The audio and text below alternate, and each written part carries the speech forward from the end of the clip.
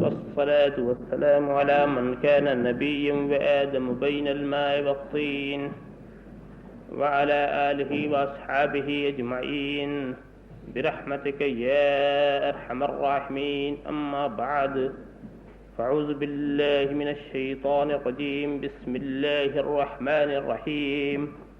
محمد رسول الله. صدق الله مولانا العظيم وصدق رسوله النبي الكريم، ونحن على ذلك لمن الشاهدين والشاكرين، والحمد لله رب العالمين. بارك الله لنا ولكم في القرآن العظيم، ونفعنا وإياكم بالآيات والذكر الحكيم. إنه تعالى جواد كريم ملك بر رؤوف رحيم. من علينا ربنا إذ بعث محمدا أيده بيده أيدنا بأحمدا أرسله مبشرا أرسله ممجدا صلوا عليه دائما صلوا عليه سرمدا. اللهم صل على سيدنا مولانا محمد وعلى سيدنا مولانا محمد كما تحب وترضى أن تصلي عليه.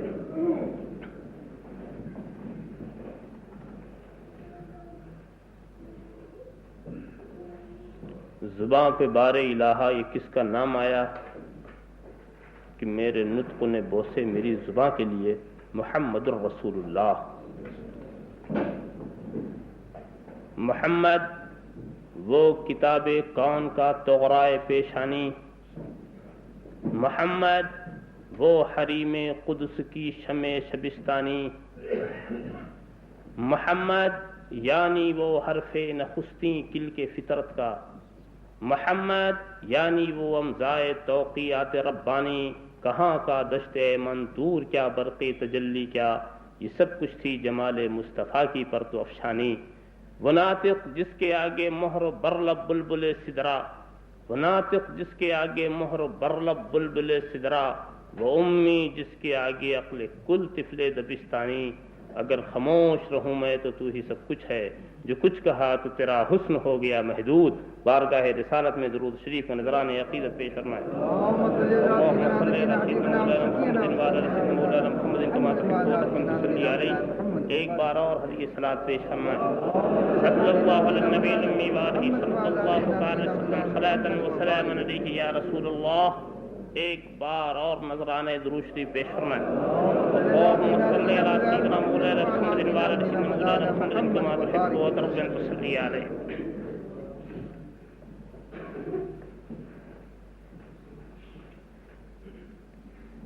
میں نے قرآن کریم کے ارشادات کہ جس حصے کو پیش کرنے کی سعادت حاصل کی ہے، یہ ہر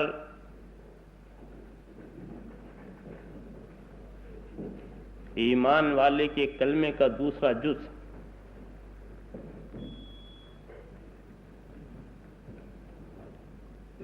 تین کلمے ہیں اس میں. ایک ہے لفظ محمد،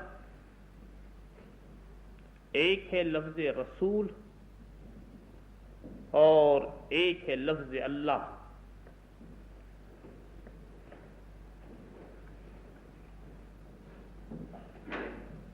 محمد کو سمجھنا ہے تو مقام رسالت کو سمجھنا پڑے گا،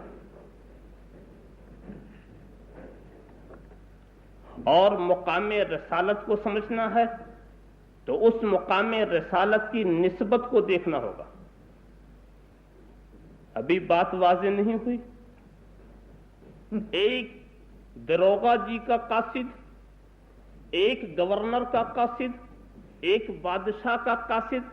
قاصدوں کی کچھ کمی نہیں ہے، مگر جیسے شخصیتیں بڑھتی جاتی ہیں اس آنے والے کی اہمیت بھی بڑھتی جاتی ہے.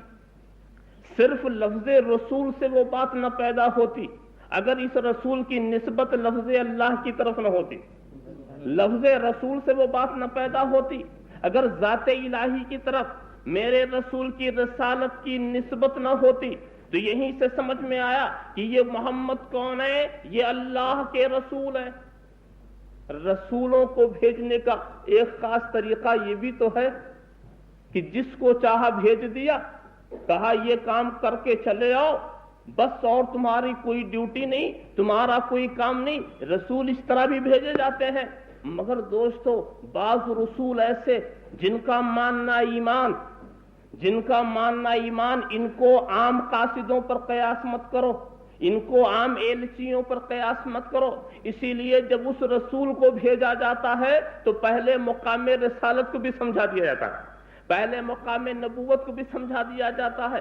तो मैं कहता हूं अजीब प्यारा नाम दिया है जनाब मोहम्मद रसूलुल्लाह सल्लल्लाहु ताला अलैहि वसल्लम की जाते गिरामी को गौर कीजिए। क्या ताल्लुक है? आप पढ़ते हैं मोहम्मद का तर्जुमा जब आपने सुना, बार बार सुनते ही रहते हैं, अल्लज़ी युहमदु हम्दन बादा हम्दिन, मोहम्मद वो है जिसकी मुसलसल तारीफ की जाए, मोहम्मद वो है जिसकी मुसलसल तारीफ की जाए। और मैं अर्ज कर चुका हूं किसी मौके पर कि मोहम्मद मेरे रसूल का आलमे जात भी है और इसमें सिफत भी है, आलमे जात भी है, इसमें सिफत भी है, जात का आलम है और मेरे रसूल की सिफत भी है। यानी ये वो है जिनकी मुसलसल तारीफ की जाए। मुझे कहने दो मुख्तसर लफ्जों में कि जब मेरे रसूल मुहम्मद है तो खुदा मुहम्मद है, और जब मेरा रसूल मुहम्मद है तो खुदा मुहम्मद है। अल्लाहुम्मा सल्ली अला सय्यिदना मौलाना मुहम्मद व अला सय्यिदना मौलाना मुहम्मद कमा तुहिब्बु व तुरबन तुसल्ली अलैहि। मैं तर्जुमा करूं ताकि बात वाज़ेह हो जाए। मुहम्मद कहते हैं बेशुमार तारीफ करने वाले को, और मोहम्मद कहते हैं जिसकी बेशुमार तारीफ की जाए। तो इधर मेरे रसूल की भी बेशुमार तारीफ की गई और उस खुदा की भी बेशुमार तारीफ की गई। खुदा ने रसूल की तारीफ की और रसूल ने खुदा की तारीफ की, तो रसूल खुदा के हामिद हुए और खुदा इस मोहम्मद का हामिद हुआ, खुदा इस मोहम्मद का हामिद हुआ। तो देखो, खुदा तारीफ कर रहा है रसूल की, तो खुदा हुआ मुहम्मद तारीफ करने वाला, और रसूल हुए मुहम्मद जिसकी तारीफ की जाए। और जब मेरा रसूल तारीफ करता है तो रसूल हुए मुहम्मद तारीफ करने वाले, और खुदा हुआ मुहम्मद जिसकी तारीफ की जाए। अल्लाहुम्मा सल्ली अला सय्यिदना मौलाना मुहम्मद व अला सय्यिदना मौलाना मुहम्मद वो दर्रा बेन तो सल्ली अलैहि। जरा सा और तो बस जेहतों का फर्क है, एतबार का फर्क है, पहलू का फर्क है, गोशों का फर्क है। इस हैसियत से देखो तो मुझे कहने दो, अल्लाह मुहम्मद है, यानी अल्लाह वो है जिसकी बेशुमार तारीफ की गई, अल्लाह वो है जिसकी बेशुमार तारीफ की गई। और मियां, तारीफों में सबसे अच्छी तारीफ वो है जो जनाब मोहम्मद रसूलुल्लाह सल्लल्लाहु ताला अलैहि वसल्लम ने मेरे खुदा की तारीफ की। इसलिए कि अच्छी तरह से समझ लो, तारीफ से पहले मार्फत जरूरी है। किसी से आप किसी की तारीफ करवा लीजिए जिसको मार्फत ना हो, तारीफ से पहले मार्फत जरूरी। तो जिसकी मार्फत कामिल उसकी तारीफ कामिल। जब मार्फत की बात आ गई तो अभी इशारा करके हमारे मौलाना गुजर गए, उसकी तफसीलात में वो नहीं गए, मगर इशारा करके गुजर गए कि खुदा की वो तारीफ करे जिन्होंने नहीं देखा वो और है, और खुदा की वो तारीफ करे जो मुशाहिदा कर चुका है वो और है। देखने वाले की तारीफ और है, सुनने वाले की तारीफ और है, ईमान बिल गैब वाले की तारीफ और है, ईमान बिल शहादा वाले की तारीफ और है। मुझे कहने दो कि खुदा की अगर तारीफ किसी ने की है तो उनका नाम है मोहम्मद। जिसने खुदा की तारीफ की वो जाते गिरामी है जनाब मोहम्मद रसूलुल्लाह सल्लल्लाहु ताला अलैहि वसल्लम की। और किसी की मार्फत ही क्या है जो तारीफ करे, किसी की मार्फत क्या है? हम तो तारीफ खुदा की करके अपने को काबिले तारीफ बना लेते हैं और अपने कलेमात को काबिले तारीफ बना लेते हैं, वरना हमारी मार्फत ही नाकिस है तो हम कामिल हम्द की बात कैसे कर सकते हैं? जब हमारी मार्फत ही नाकिस है तो हम कामिल हम्द की बात कैसे कर सकते हैं? और वाकई दोस्तों, बात भी यही है। अच्छी तरह से समझते चले जाओ तो मोहम्मद रसूलुल्लाह, मोहम्मद अल्लाह के रसूल, मोहम्मद अल्लाह के रसूल है। तो मैं अर्ज कर चुका था कि भाई वैसे तो आमतौर से यूं ही कासिद भेज दिए जाए और भेज करके कहा ये काम करो करके चले आओ, वो बात और है।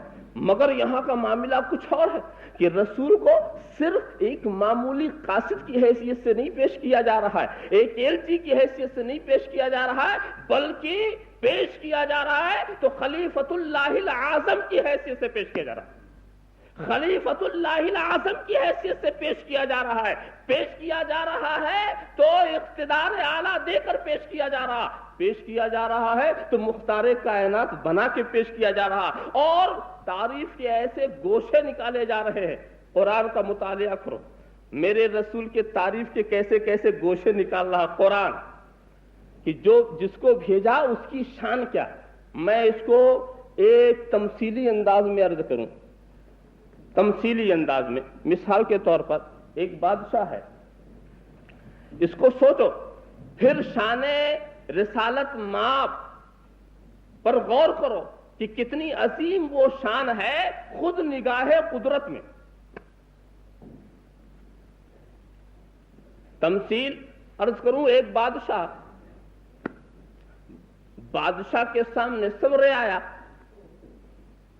یہ سب کے سب اس کے محتاج، جو جس کرسی پر بیٹھا ہے اسی نے بٹھایا، جس کو جو منصب ملا ہے اسی نے دیا، اور ہر وقت اس بادشاہ کو یہ اختیار ہے کہ جس کو جو چاہے منصب دے دے، اور جس منصب سے چاہے جس کو اتار دے۔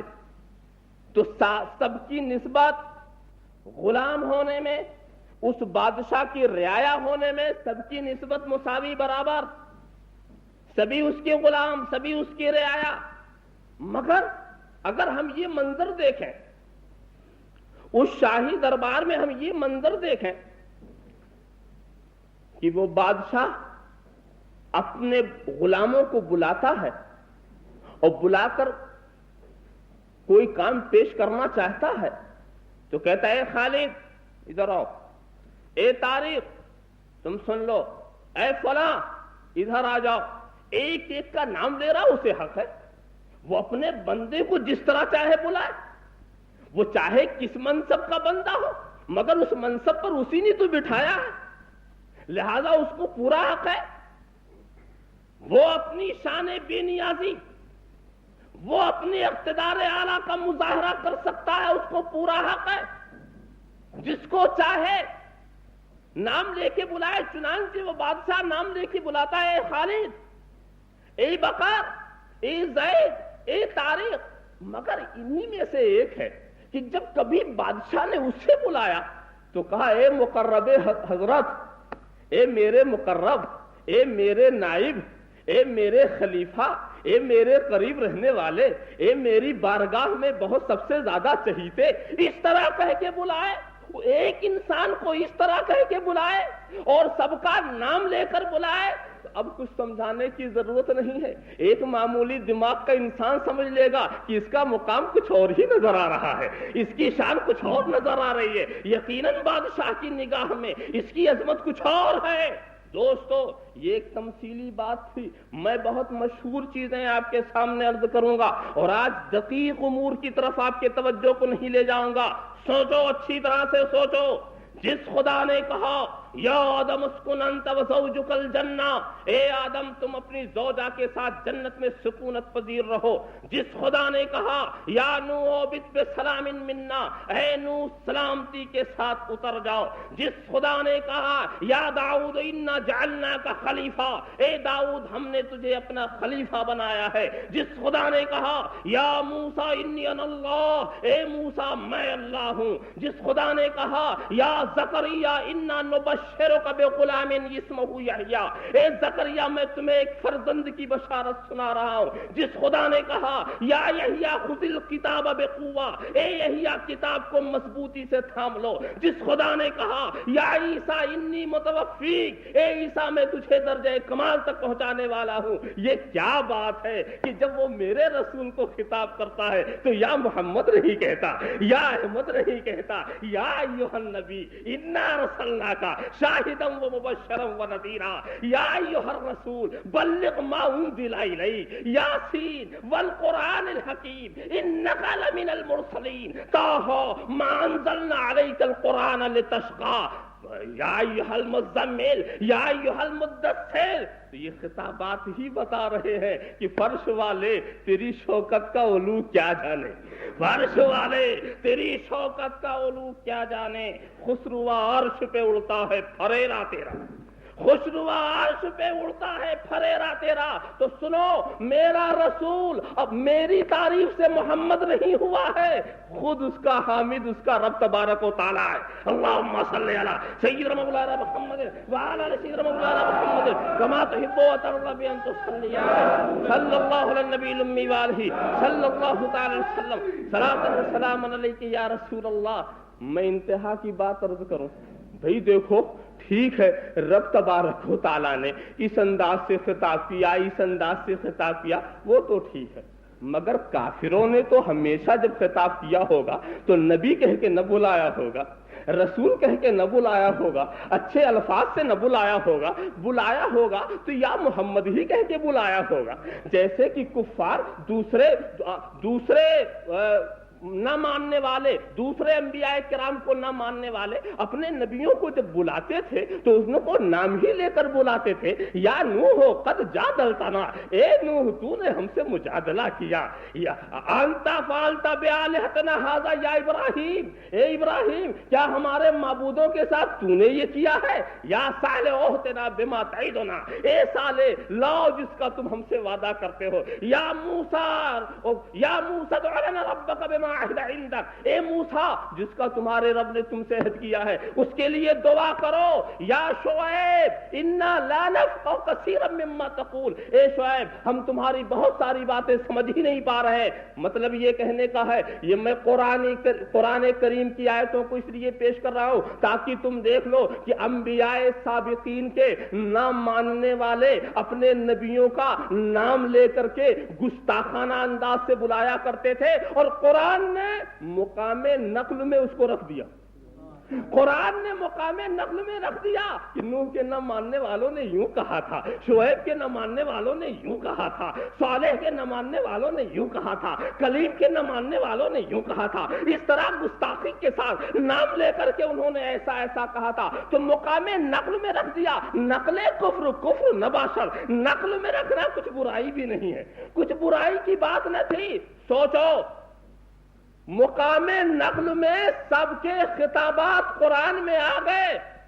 ابو جہل نے کیا کہہ کے پکارا ہوگا، ولید ابن مغیرہ نے کیا کہہ کے پکارا ہوگا، عتبہ و شیبہ نے کیا کہہ کے پکارا ہوگا، ابو لہب نے کیا کہہ کے پکارا ہوگا، مگر یقین جانو قرآن کے اندر خدا نے یہ بھی پسند نہ کیا کہ ان کے گستاخانہ خطاب کی نقل کی جائے، ان کے گستاخانہ خطاب کی نقل کی جائے۔ فرش والے تیری شوکت کا کیا جانے، خسرو عرش پہ اڑتا ہے پھریرا تیرا۔ اللہم صلی علی سیدنا مولانا محمد وعلی آل سیدنا مولانا محمد کما تحب و ترضى أن تصلی علیہ۔ ہاں، ولید ابن مغیرہ نے ایک مرتبہ خطاب کیا تھا مگر نام نہیں لیا تھا، صفت سے خطاب کیا تھا، اگرچہ اس کا مقصد استہزاء تھا، اس کا مقصد تمسخر تھا، مگر صفت کا ذکر کیا تھا، لہذا قرآن نے مقام نقل میں اسے رکھ دیا۔ یا ایھا الذی نزل علیہ الذکر، یا ایھا الذی نزل علیہ الذکر، اے وہ جن کا دعویٰ ہے کہ ان پر ذکر نازل کیا گیا، تو اس کو مقام نقل میں رکھ دیا گیا، مگر جو گستاخانہ انداز سے میرے رسول کا نام لے لے کر کے رسول کو آواز دیتے تھے، رسول کو پکارا کرتے تھے، وہ قرآن نے اس بات کو برداشت نہ کیا، رب کو یہ منظور نہیں ہوا کہ مقام نقل میں اس گستاخی کی نقل ہو جائے، اس گستاخی کی نقل بھی کرنا پسند نہ کیا۔ ذرا سا غور تو کرو کتنی نازک بارگاہ ہے۔ اور انتہا کی بات میں کہوں، پہلے کے ماننے والوں کی بھی بات کروں، پہلے کے جو ماننے والے تھے اپنے نبیوں کا نام لے کے پکارتے تھے، ان کی نیت گستاخی کی تو نہیں ہوتی تھی، مگر اس وقت نام لینے کا جیسے رواج تھا، ایسا لگتا یا موسیٰ لن نصبر علی طعام واحد، یہ ماننے والوں کی بولی، اے موسیٰ ہم ایک کھانے پہ صبر نہیں کریں گے۔ یہ حضرت موسیٰ کے اسباط ہیں جو بول رہے ہیں، ان کے ماننے والے ہیں جو بول رہے ہیں، ان کے صحابہ ہیں جو بول رہے ہیں، اور حضرت عیسیٰ کے ماننے والوں کی ایک بولی نقل کی ہے قرآن نے، یا عیسی ابن مریم هل یستطیع ربک ان ینزل علینا مائدۃ من السماء، اے عیسی ابن مریم کیا آپ کا رب ہمارے اوپر آسمان سے دسترخوان نازل کر سکتا ہے؟ یہ ماننے والے کہہ رہے ہیں۔ حضرت عیسیٰ کو جب ماننے والوں نے یہ کہا انہیں روکا نہیں گیا۔ حضرت موسیٰ کا ماننے والے نے جب حضرت موسیٰ کا نام لے کر کہا یا موسیٰ لن نصبر علی طعام واحد، اے موسیٰ ہمیں کھانے پر صبر کرنے والے نہیں ہیں، تو اس وقت نہیں روکا گیا۔ مگر سنو، میرے رسول کے چاہنے والوں نے کچھ دنوں میرے رسول کو یا محمد یا ابوالقاسم کہہ کر کے پکارا تو حضرت جبرائیل کو اس میں مل گیا کہ اب سدرا پر بیٹھنے کا وقت نہیں ہے، جاؤ ادب کا نیا قانون دے آؤ، جاؤ ادب کا نیا ضابطہ دے آؤ، جاؤ دے آؤ، وحی کے نزول کا وقت چل رہا ہے۔ حضرت جبرائیل آئے اور فوراً آ کر اعلان کر دیا لا تجعلوا دعاء الرسول بینکم کدعاء بعضکم بعضا، اے رسول کو پکارنے والوں، رسول کو ایسا نہ پکارو جیسے تم ایک دوسرے کو پکارتے ہو، جیسے تم ایک دوسرے کو پکارتے ہو۔ سیدنا عبداللہ ابن عباس نے اس آیت کی تفسیر یہ کی ہے کہ کانوا یقولون یا محمد یا ابا القاسم فنہاہم اللہ عن ذلک عیزاما لنبیہ فقالوا یا نبی اللہ یا رسول اللہ۔ ابتداً کچھ دنوں کچھ لوگوں نے یہ کہا یا محمد یا ابوالقاسم، تو اللہ نے ان کو اس خطاب سے روک دیا اپنے نبی کی عظمت کو ظاہر کرنے کے لیے۔ اور پھر اس کے بعد ان کا طریقہ کیا تھا؟ جو کہتا ہے یا نبی اللہ یا رسول اللہ یا نبی اللہ یا رسول اللہ، اب یہی ان کا لفظ آ گیا۔ معلوم یہ ہوا کہ آپس والے لفظوں سے بلانا رسول کو حرام ہے۔ اچھا ہمارے بلانے کے طریقے کیا؟ آپسی والے لفظ کیسے؟ ذرا میں نزاکت دکھانا چاہتا ہوں اس بارگاہ ادب کی۔ آپس میں ایک تو ہم نام سے پکارتے ہیں نا، اے زید اے خالد، آپس میں ایک تو یہ اس طرح سے پکارا جاتا، اور آپس میں ایک طریقے سے یوں اے بھائی جان، اے ابا جان، اے نانا جان، اے دادا جان، یعنی آپس میں پکارنے کے دو طریقے ہیں۔ کہیں نام سے پکارا جاتا، کہیں رشتہ لگا کے پکارا جاتا۔ بڑا جب پکارتا ہے تو نام لے کے پکارتا، اور چھوٹا جب پکارتا ہے تو رشتہ لگا کے پکارتا۔ چھوٹے نام لے کے نہیں پکارتے۔ آپس میں پکارنے کا یہی طریقہ ہے نا، ایک دوسرے کو آواز دینے کا یہی طریقہ ہے۔ تو قرآن نے کہا لا تجعلوا دعاء الرسول بینکم کدعاء بعضکم بعضا، اور رسول کو ایسا مت بلاؤ جیسے ایک دوسرے کو بلاتے ہو۔ کیا مطلب؟ بڑے کو حق نہیں ہے کہ نام لے کے پکارے، چھوٹے کو حق نہیں ہے کہ رشتہ لگا کے پکارے۔ اللہم صلی علی سیدنا مولانا محمد وعلی آل سیدنا مولانا محمد کما تحب وترضى بأن تصلی علیہ صلی اللہ علی النبی الامی وآلہ صلی اللہ تعالی وسلم صلاۃ و سلام علیک یا رسول اللہ۔ اس کو ٹھیک کرو کیا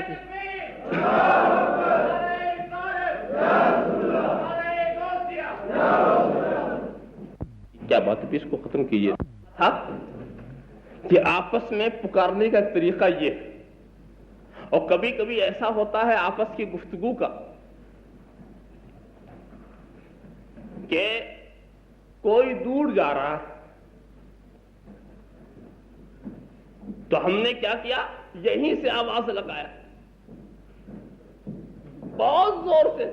وہ دور جا رہے، ان کو بلانا ہے، مخاطب کرنا ہے، تو ہم یہیں سے آواز لگا رہے ہیں، اپنی آواز کو بلند کر رہے ہیں۔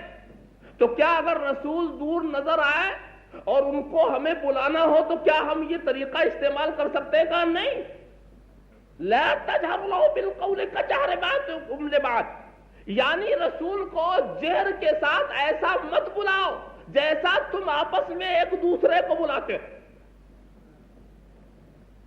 ہم لوگ جب محفل میں بیٹھتے ہیں تو ایک کی آواز دوسرے کی آواز پر کبھی بڑھ بھی جاتی ہے، تو کیا رسول کے ہاں ایسا کیا جا سکتا؟ نہیں، لا ترفعوا اصواتکم فوق صوت النبی، نبی کی آواز پر آواز بلند مت کرو۔ ہم لوگ جب کسی کے دروازے پر جاتے ہیں اور اس کے بعد کوئی اندر ہوتا ہے اور ہمیں بلانے کی ضرورت ہوتی ہے تو ہم باہر سے آواز لگاتے ہیں. طریقہ بتایا علماء نے کہ 3 مرتبہ آواز لگا دو, اگر جواب نہ آئے تو سمجھو کہ نہیں ہے یا ملنا نہیں چاہتے, تم چلے جاؤ. تو آواز تو لگانا ہی پڑے گا دروازے پر. تو کیا رسول کو سے اگر ملنا ہو اور رسول اپنے دولت قدی کے اندر تشریف فرما ہو تو کیا ہم دروازے پر آواز لگا سکتے ہیں؟ اگر ہم نے آواز لگائی تو قرآن ان الذین ینادونک من وراء الحجرات اکثرهم لا یعقلون. رسول اگر اندر ہو تو دروازے پر جا کر آواز مت دو, ندا مت دو. رسول کو ایسے میں پکارنا بے ادبی. پھر کیا کرے؟ ندا نہ دے. وَلَوْ أَنَّهُمْ صَبَرُوا حَتَّى تَخْرُجَ إِلَيْهِمْ لَكَانَ خَيْرًا لَهُمْ. اے محبوب یہ اگر صبر کرتے کہ آپ خود ہی تشریف لاتے ان کے پاس تو ان کے لیے زیادہ بہتر. اچھا تو جا کے خاموش بیٹھ جائے, آواز نہ دیں. میں کہوں گا یہ تو معاملہ پیچیدہ آپ نے بنا دیا. اس لیے کہ پیر صاحب کے گھر پر میں جاؤں ملنے کے لیے اور پیر صاحب ہوں اندر, میں جاؤں اور جا کے آواز ہی نہ دوں. ارے ٹھیک ہے, ہم کو ادب کا طریقہ سکھاؤ کہ میں نام لے کے نہ پکاروں, میں چھوٹے لقب سے نہ پکاروں, مگر یہ تو کہہ سکتا ہوں حضرت پیر صاحب تشریف لائیے, اعلیٰ حضرت تشریف لائیے, حضرت قبلہ گاہی تشریف لائیے, اچھے اچھے نام سے پکاروں. تو ہم رسول کے حجرے پر جا کر کے ہم اچھے اچھے القاب سے یا رسول اللہ تشریف لائیے, یا حبیب اللہ تشریف لائیے, اس طرح کے اچھے اچھے القاب سے اگر ہم پکارے تو حرج کیا؟ قرآن کہتا نہیں, نہ تم نام لے کر پکار سکتے ہو نہ القاب کے ساتھ پکار سکتے ہو, خاموش رہو. ہم نے کہا معاملہ مشکل ہو جائے گا, خاموش رہیں گے. کیوں؟ اس لیے کہ مثال کے طور پر ہم پیر صاحب کیا گئے اور وہ کام میں لگے ہوئے ہیں اندر, ہم نے آواز بھی نہیں دی, ہم نے اپنے آنے کی اطلاع بھی وہاں نہیں پہنچائی, تو ان کا کام بڑھتا چلا گیا, وہ رہ گئے. تو کتنا گھنٹہ ہم انتظار کریں؟ اور کہیں اگر ان کا کام بہت طویل ہو گیا تو دن بھر تو ہمیں بیٹھنا ہی پڑ جائے گا, تو بڑی پریشانی ہوگی. لہذا کم سے کم القاب و آداب کے ساتھ 2-1 آواز لگانے کی اجازت ملنی چاہیے. کہا نہیں, ساری دنیا میں تم یہ اصول برتاؤ مگر رسول کے ساتھ نہیں. ہر جگہ جاؤ تو آواز ضرور لگاؤ, مگر جب رسول کے حجرے کے کنارے آؤ, جب رسول کے حجرے پر آؤ تو آواز نہ لگاؤ. کیوں؟ اس لیے کہ آواز کیوں لگائی جاتی ہے؟ تاکہ پتہ چل جائے کہ کوئی آیا ہوا ہے, کوئی دروازے پر کھڑا ہے, کوئی منتظر ہے. اسی لیے تو آواز لگائی جاتی ہے. آواز اس کے دروازے پر لگاؤ جو بے خبر ہو, آواز اس کے دروازے پر لگاؤ جو بے علم ہو, آواز اس کے دروازے پر لگاؤ جو بے اطلاع ہو. ارے نادان, جو عرش کی بات بتا رہا کیا دروازے کی خبر نہیں رکھتا؟ دروازے کی خبر نہیں رکھتا. سیدنا مولانا محمد وعلی سیدنا مولانا محمد کما تحب و ترضى بان تصلي علیہ. اور جب دروازے کی انہیں خبر ہے تو خبر والے کے ہاں آواز لگانا بے ادبی ہے, جاننے والے کے ہاں آواز لگانا بے ادبی ہے. اب وہ اپنی مرضی سے جب چاہیں گے آئیں گے. اللہم صلی علی سیدنا مولانا محمد وعلی سیدنا مولانا محمد کما تحب و ترضى بان تصلي علیہ. تو رسول کی بارگاہ میں اپنی آواز کو بلند نہ کرو, رسول کی بارگاہ میں اپنی آواز کو پست کرو. آپس میں گفتگو کے جتنے طریقے ہیں, آپس میں بلانے کے جتنے طریقے ہیں, آپس میں استعمال کرنے کے جتنے طریقے ہیں, ان سب کو رسول کی ذات کے لیے استعمال کرنا قرآن نے حرام قرار دے دیا. آپس کے لفظوں سے اب رسول کو نہ بلانا, آپس سے ایسے لفظوں سے جس سے ایک دوسرے کو بھی تم بلا سکو, ایسے لفظوں سے رسول کو نہ بلانا. تو چھوٹے کو بھی پابندی لگائی جا رہی ہے کہ رشتہ لگا کے نہ پکارے, اور بڑے پہ پابندی لگائی جا رہی ہے کہ نام لے کے نہ پکارے. بلند آواز والے پر پابندی لگائی جا رہی ہے, آواز اونچی کر کے نہ پکارے. دور رہنے والے پر پابندی لگائی جا رہی ہے کہ جہر کے ساتھ نہ پکارے. دروازے پر آنے والے پر پابندی لگائی جا رہی ہے, آواز دے کر کے زحمت رسول کو زحمت نہ دے اور بارگاہ رسالت کی بے ادبی کا مرتکب نہ ہو. ذرا سا غور تو کرتے چلے جاؤ, ذرا سا سوچتے چلے جاؤ جب حضرت موسیٰ کو ان کے ماننے والوں نے کہا تھا یا موسیٰ لن نصبر علی طعام واحد، جب حضرت عیسیٰ کے ماننے والوں نے کہا تھا یا عیسی ابن مریم هل یستطیع ربک ان ینزل علینا مائدۃ من السماء، وہاں ادب کا کوئی قانون نہ دیا گیا، مگر یہاں میرے رسول کو یا محمد کہہ لیا یا ابو القاسم کہہ لیا، تو قرآن کی ایک آیت اتر آئی، اب اس آیت کا انکار کرو تو کافر ہو جاؤ۔ اللہم صلی علی سیدنا مولانا محمد وعلی آل سیدنا مولانا محمد کما تحب و ترضی بان تصلی علیہ۔ واقعی دوستو میں اور آگے لے چلوں، تمہیں اور آگے لے چلوں، کسی ایک پہلو پر بہت دیر تک میں آپ کو نہیں رکھنا چاہتا۔ دیکھو توریت کے اندر پہلے جو صحف آسمانیہ تھے اس کے اندر اس وقت کے ایمان والوں سے جب خطاب کیا ہے رب تبارک و تعالیٰ نے تو کیا لفظ استعمال فرمایا؟ یا ایھا المساکین، اے مسکینوں، یا ایھا المساکین، خدا کے تو سبھی محتاج ہیں، وہ جس کو چاہے مسکین کہہ کے پکارے۔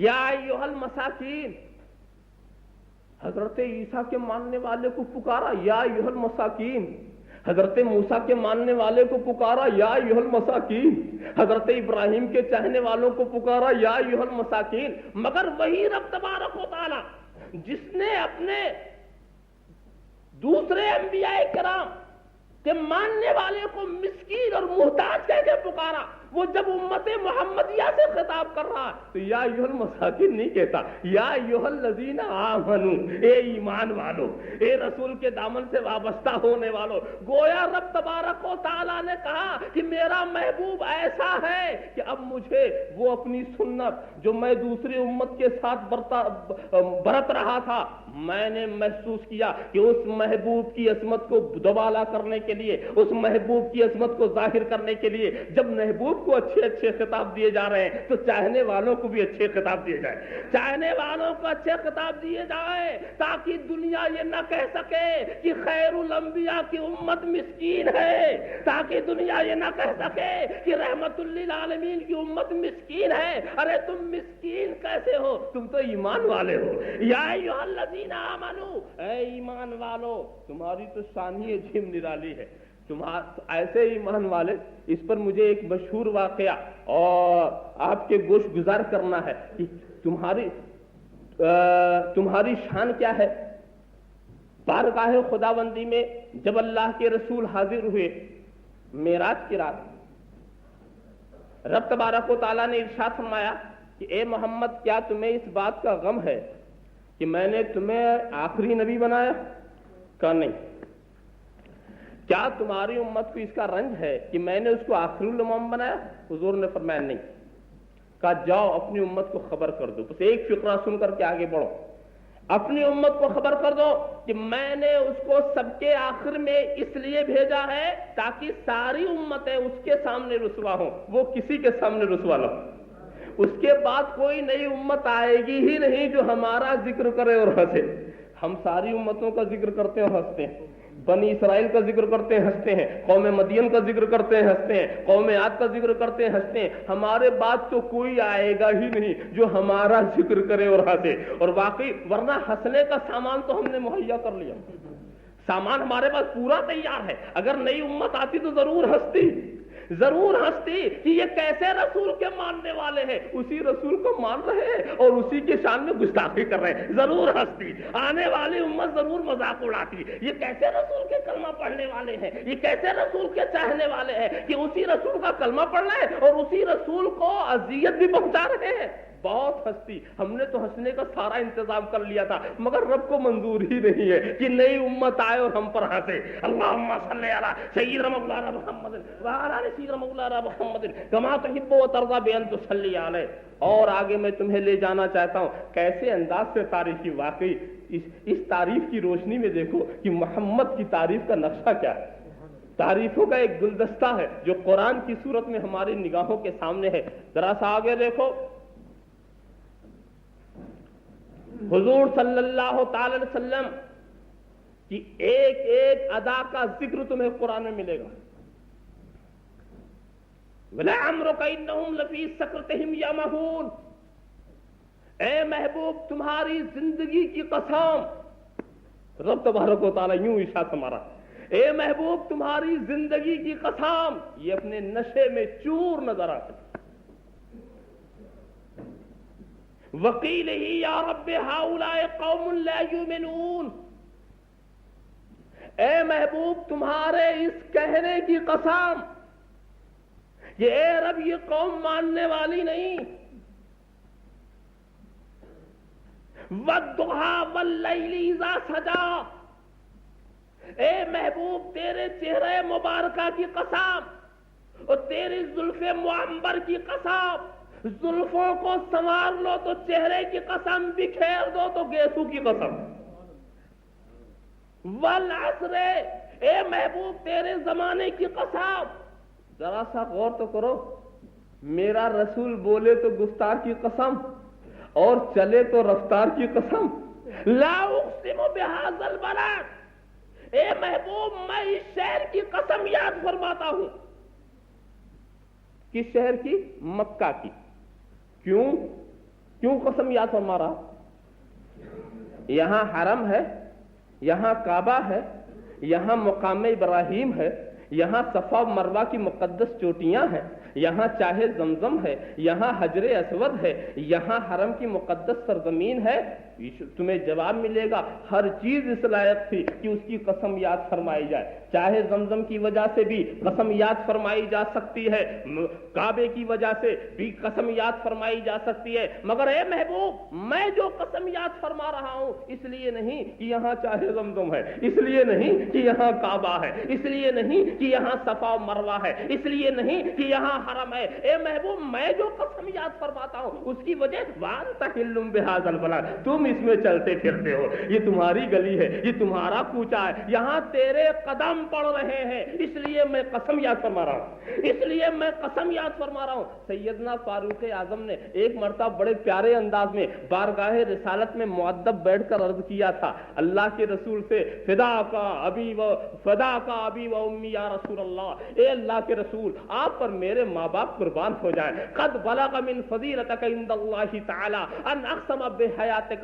دون سائر الانبیاء، اے اللہ کے محبوب آپ کا مقام نگاہ قدرت میں اس درجے کو پہنچا ہوا ہے کہ رب تبارک و تعالیٰ نے آپ کی زندگی کی قسم یاد فرمائی ہے، کسی نبی کی زندگی کی قسم یاد نہیں فرمائی۔ وقد بلغ من فضیلتک عنده تعالی ان اقسم بتراب قدمیک فقال لا اقسم بهذا البلد، اور اللہ کی نگاہ قدرت میں، نگاہ رحمت میں، نگاہ مشیت میں آپ کا اتنا وقار ہے، آپ کی اتنی شان ہے کہ اس نے آپ کے خاک قدم کی قسم یاد فرمائی ہے، خاک قدم کی قسم یاد فرمائی ہے۔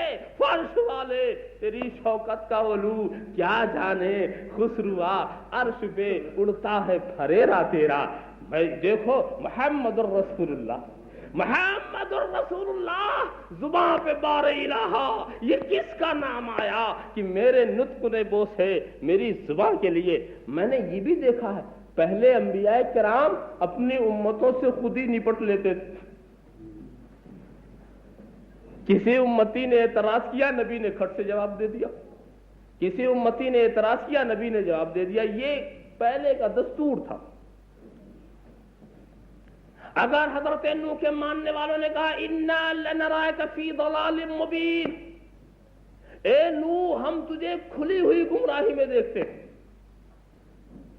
حضرت نوح نے ارشاد فرمایا یا قومی لیس بی ضلالۃ ولکنی رسول من رب العالمین، اے میری قوم میں گمراہ نہیں ہوں، میں اللہ رب العالمین کا رسول ہوں۔ اعتراض کیا قوم نے، جواب دے دیا نبی نے۔ قوم عاد نے بھی اپنے نبی پر اعتراض کیا،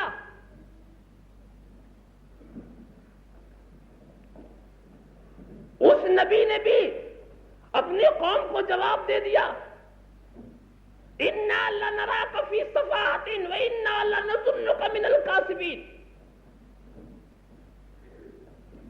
ہم آپ کو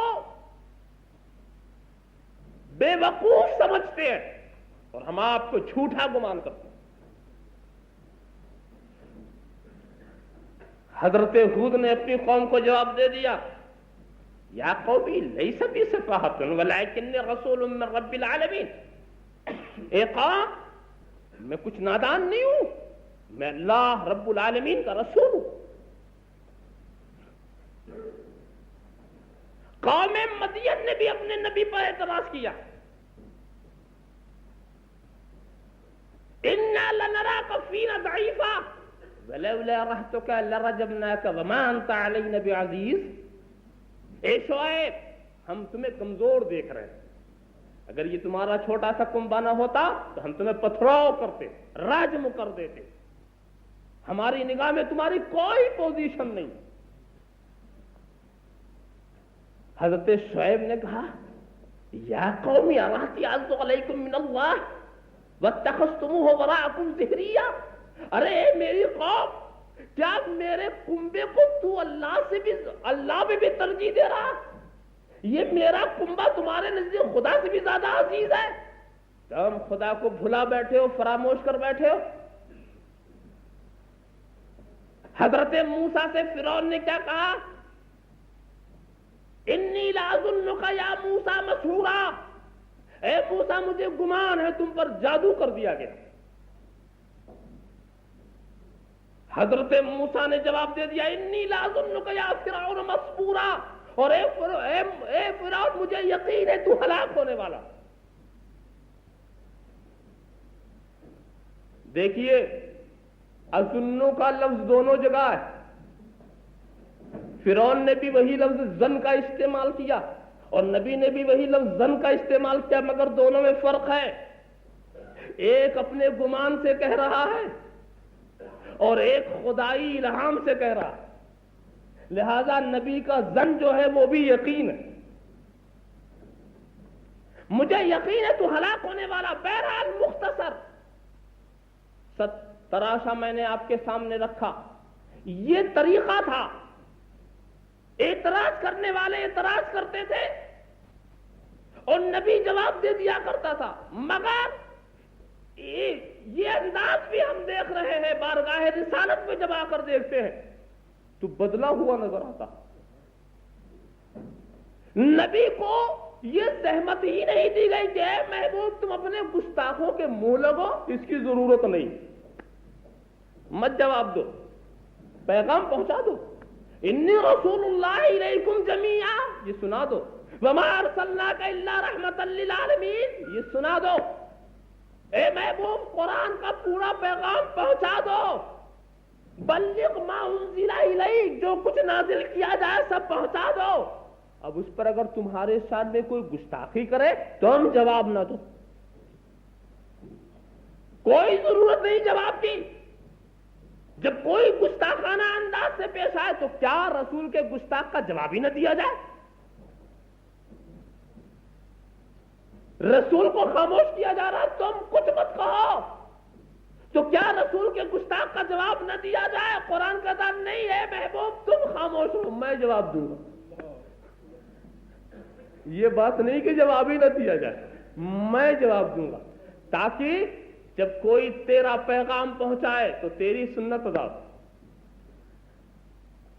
اور جب کوئی تیرے دشمن کا جواب دے تو اس وقت یہ نہ کہا جائے کہ یہ رحمت للعالمین کی سنت ادا ہو رہی ہے، گستاخی کا جواب دیا جا رہا نہیں۔ اے محبوب ہمیں یہ گوارا نہیں ہے کہ کسی گستاخ کے منہ لگنے کی بات آپ سے منسوب کی جائے، آپ رحمت للعالمین ہیں، آپ کی زبان کی طرف اس بات کا انتساب ہمیں منظور نہیں ہے۔ ہاں میں قہار و جبار ہوں، میں یہاں بھی جواب دوں گا، آخرت میں بھی جواب دوں گا، مجھے تو جواب دینا چھوڑا نہیں جائے گا۔ اور ایک بات اور بھی میں سوچتا ہوں کہ اگر رسول اپنی زبان سے جواب دے دیتے تو جانتے کیا ہوتا؟ ہوتا یہ کہ رسول جو جواب دیتے وہ کس کتاب میں محفوظ ہوتا؟ بخاری میں یا مسلم میں یا ترمذی میں، حدیث ہی تو بنتی نا، رسول جو جواب دیتے وہ حدیث بنتی، اور جب 13-14 صدی کے بعد وہ حدیث ہم تک پہنچتی تو لوگ جھگڑا کرتے، یہ صحیح ہے کہ ضعیف ہے کہ موضوع ہے، یہ ایسی ہے کہ ویسی ہے، صحیح لذاتے ہی ہے کہ صحیح لغیر ہی ہے، حسن لذاتے ہی ہے کہ حسن لغیر ہی ہے، ضعیف ہے، عزیز ہے، غریب ہے، یہ ہے کہ وہ ہے۔ دنیا بھر چکر ہو جاتا، ادب کا قانون نہ مانتے تو ادب والی کوئی حدیث بھی نہ مانتے، ادب والی۔ اسی لیے ہم مزاج دیکھتے ہیں، آج کا مزاج عام طور کا یہ مزاج بنتا جا رہا ہے، رسول کے فضل و کمال کی حدیث سناؤ کہتے ہیں ضعیف، رسول کے حسن و جمال کی حدیث سناؤ کہتے ہیں ضعیف، رسول کے جود و نوال کی حدیث سناؤ کہتے ہیں ضعیف، رسول کے جاہ و جلال کی حدیث سناؤ کہتے ہیں ضعیف، جب کسی کمال کی حدیث سناؤ تو کہتے ہیں ضعیف، اور کہیں اگر کمزور پہلو نظر آ جائے تو کہتے ہیں یہ قوی ہے، یہ قوی ہے۔ تو میں سمجھ رہا ہوں تلاش کی بات ہے، محبت والے کی تلاش اور ہے، عداوت والے کی تلاش اور ہے، ہر شخص اپنے پسند کی چیز تلاش کر رہا ہے۔ اللہم صلی علی سیدنا مولانا محمد وعلی آل سیدنا مولانا محمد کما تحب و ترضى ان تصلی علیہ۔ ارے نادانو تم نے نہیں سمجھا، یہ جس کو کہا ضعیف کہہ دیا، جس کو کہا ضعیف کہہ دیا، ایمان والے نے سمجھ لیا عقیدہ ہی ضعیف نظر آ رہا ہے، اسی لیے کوئی چیز قوی دکھائی نہیں پڑتی۔ تو کہنے کا مطلب یہ ہے کہ ایک جھگڑا چالو ہو جاتا، فلاں راوی ایسا ہے، فلاں راوی ایسا ہے، ہم اس حدیث کو نہ لیں گے، ہم اس حدیث کو نہ مانیں گے، ایک چکر ہوتا۔ تو اے محبوب، تیرے گستاخوں کا جواب اگر تیری زبان سے میں نے نکلوا دیا تو مستقبل میں جا کے بڑے جھگڑے ہوں گے، پتہ نہیں وہ تیری بات مانی جائے یا نہ مانی جائے، لہذا میں جواب دوں گا تاکہ قرآن بن کے نازل ہو، تاکہ قرآن بن کے نازل ہو۔ کوئی کتنا ہی ضعیف العقیدہ کیوں نہ ہو، یہ کہہ نہ سکے یہ ضعیف ہے۔ اللہم صلی علی سیدنا مولانا محمد وعلی آل محمد کما تحب و ترضى بأن تصلی علیہ صلی اللہ علی النبی الامی وآلہ صلی اللہ تعالی علیہ وسلم صلاۃ و سلام علیک یا رسول اللہ۔ اب ذرا سا غور سے کرو، اعتراض کرنے والے نے ایک اعتراض کیا تھا، یہ ولید ابن مغیرہ بھی عجیب تھا، اعتراض کرنے والا اس نے اعتراض کیا انک لمجنون، اللہ کے رسول سے خطاب کر کے کہ آپ مجنون ہیں، مگر رب تبارک و تعالیٰ نے اپنے ذمہ کرم کے اندر جواب دینا رکھ لیا، رسول جواب نہیں دے۔ تو رب تبارک و تعالیٰ نے دو طریقے سے اس کا جواب دیا، دو طریقے سے اس کا جواب دیا۔ ایک تو رسول کے کمالات کو ظاہر کر دیا، نون والقلم وما یسطرون وما انت بنعمت ربک بمجنون، قسم ہے نون کی، قسم ہے قلم کی، اور قسم ہے نوشتہ ہے قلم کی، اے محبوب آپ رب کے فضل سے مجنون نہیں ہیں، آپ مجنون نہیں ہیں۔ اور اس کے بعد دیکھو مجنون کا تو حال عجیب ہوتا، مجنون اپنے عقل پر قابو نہیں پاتا، بلکہ یہ دیکھا جاتا کہ جو جتنا بڑا پاگل ہوتا ہے وہ اپنے کو اتنی بڑا عقل مند سمجھتا، جب کوئی اپنے کو بہت بڑا عقل مند سمجھے تو سمجھ لینا کوئی چول ڈھیلی ضرور ہوئی ہے۔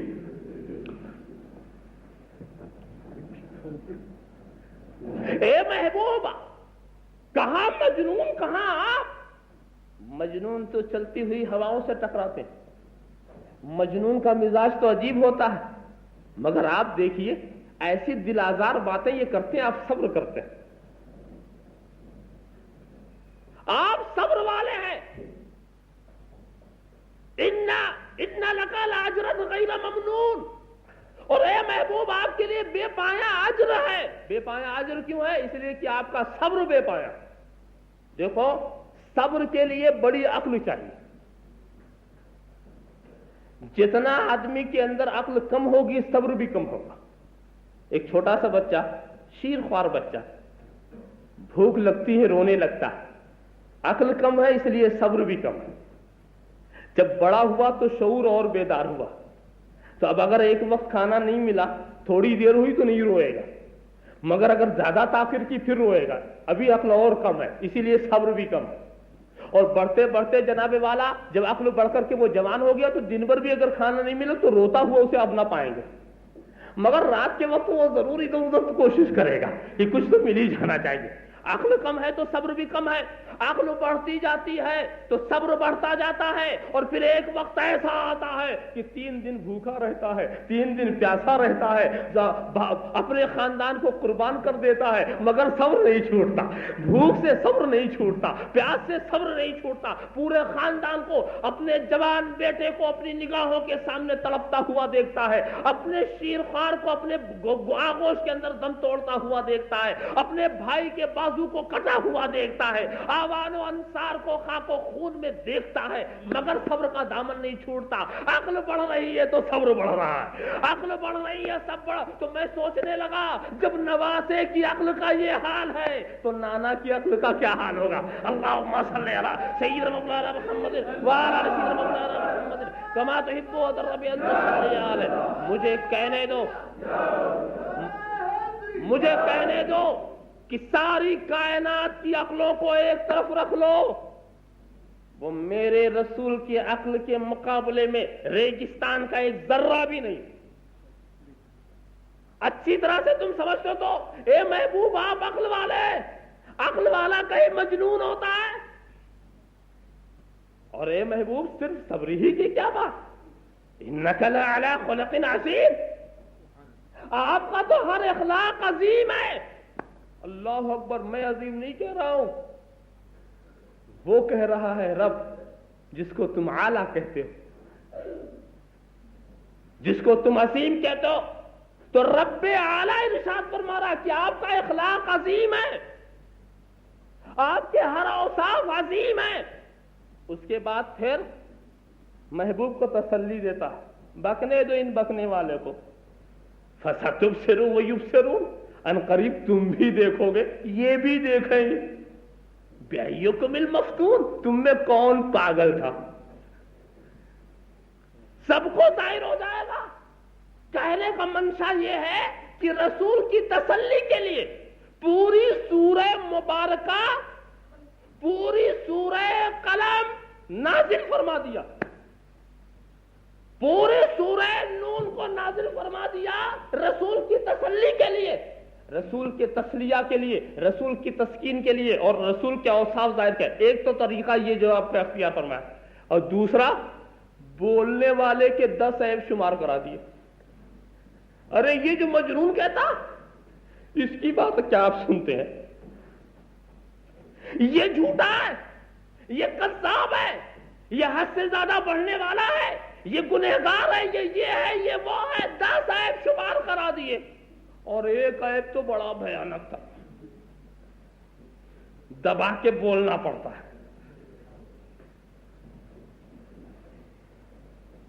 سب کچھ کرنے کے بعد کہا کہ اے محبوب سنو, یہ جو آپ کو مجنون کہتا ہے اس کے اندر 10 عیب ہیں, اور ایک آخری عیب اس کا یہ بھی ہے اس کے باپ کا پتہ بھی نہیں ہے. اب اس سے زیادہ دبا کی کیا کہا جائے, مجہول النسب ہے. اب اس کے لیے آپ کی زبان میں کون سا لفظ استعمال کیا جاتا ہے وہ تو آپ استعمال کر لیں گے, کہ کوئی ضروری نہیں کہ میں ہی استعمال کروں. اللہم صلی علی سیدنا مولانا محمد وعلی آل سیدنا مولانا محمد کما تحب وترضى ان تصلی علیہ. تو لفظ قرآن میں آیا ہے زنیم, عتل بعد ذلک زنیم, زنیم کا لفظ قرآن کے اندر آیا, اور زنیم اسے کہتے ہیں جس کے باپ کا پتہ نہ ہو. یہاں ایک چیز میں سوچنے لگا کہ قرآن ایسے ایسے الفاظ استعمال کر گیا, انتہا یہ ہے سنسمع علی الخرطوم, ان قریب ہم اس کی سور جیسی تھوتنی پر داغ دیں گے. اس کی تھوتنی کی تشبیہ سور سے دے دیا. ذرا آپ خیال کیجئے, قرآن ایسے ایسے لفظ استعمال کرو. الزام لگایا جاتا ہے علماء اہل سنت پر, گالی دیتے, ابھی بتا رہے کافر کہتے ہیں, گالی دیتے, بہت گالی دیتے. ابھی کیا گالی دیتے کہتے ہوئے کسی کو کافر کہتے ہیں، کسی کو مرتد کہتے ہیں، کسی کو کچھ کہتے ہیں، کسی کو خبیث کہتے ہیں. ہم نے کہا یہ الفاظ گالی. تو اب یہ جتنی گالی قرآن میں ملے سب نکالو. قرآن تو اخلاق والی کتاب ہے، گالی والی کتاب تھوڑی ہے.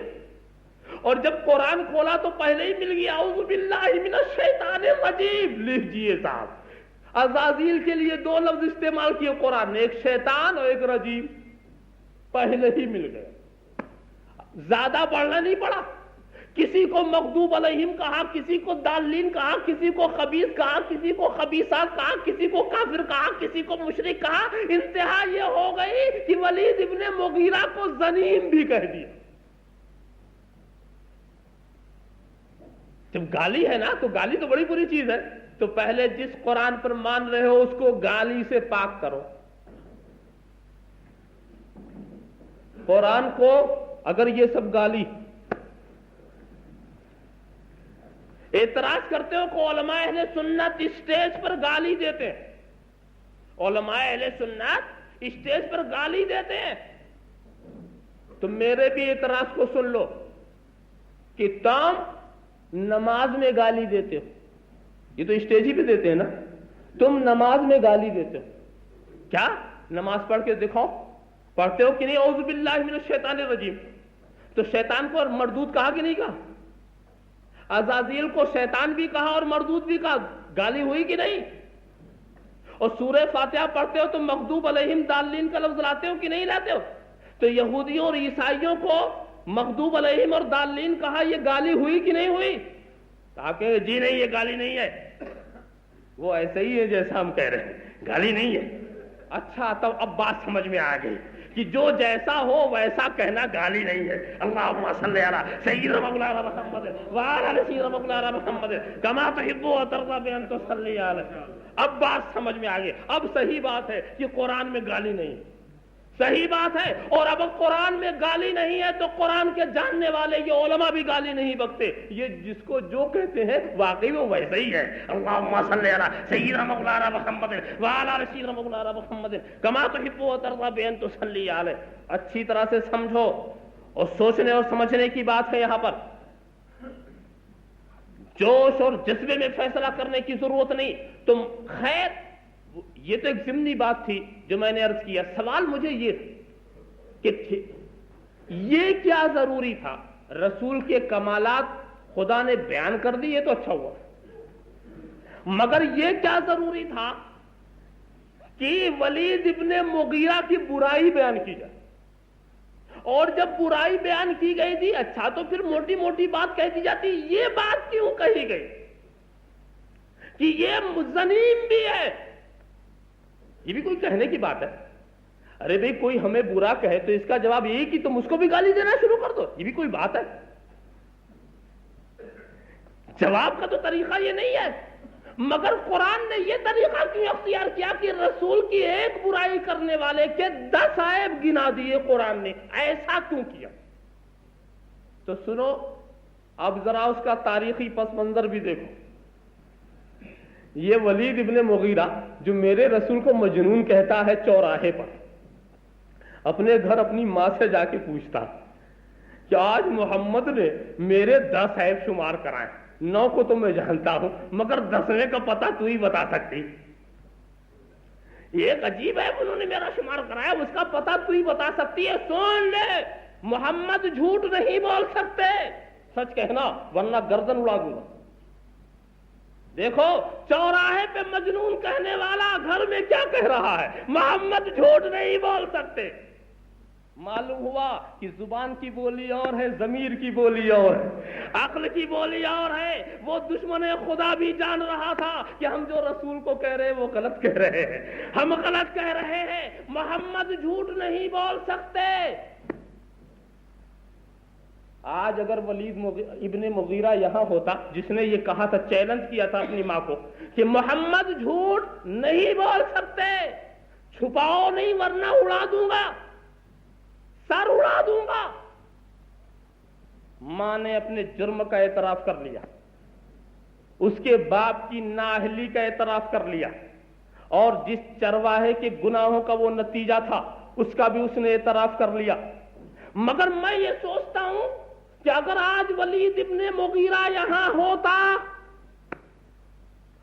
بات تلخ ہے دوستو مگر سچی بات ہے، سچی بات کڑوی ہوتی ہے، اور کڑوی دوا جب حلق کے نیچے اترتی ہے تو صحت ہوتی ہے۔ اللہم صلی علی سیدنا مولانا محمد وعلی سیدنا مولانا محمد کما تحب و ترضی بان تصلی علیہ۔ اگر آج ولید ابن مغیرہ اس دور میں ہوتا اور کلمہ پڑھنے والوں کی یہ عبارت اس کی نظر کے سامنے آ جاتی کہ خدا جھوٹ بول سکتا ہے، خدا جھوٹ بول سکتا ہے، کلمہ پڑھنے والوں کا یہ فقرہ اگر آج ولید ابن مغیرہ آج آ کے سن لیتا تو کیا کرتا؟ سر پکڑ کے بیٹھ جاتا، سر پکڑ کے بیٹھ جاتا کہ ایک کلمہ پڑھنے والوں، ہم جب کفر میں، ہم کفر ہی میں تو ہے نا، ہم کفر میں تھے اور کفر میں ہماری موت ہوئی، مگر آخر وقت تک ہم یہی سمجھتے رہے کہ محمد جھوٹ نہیں بول سکتے۔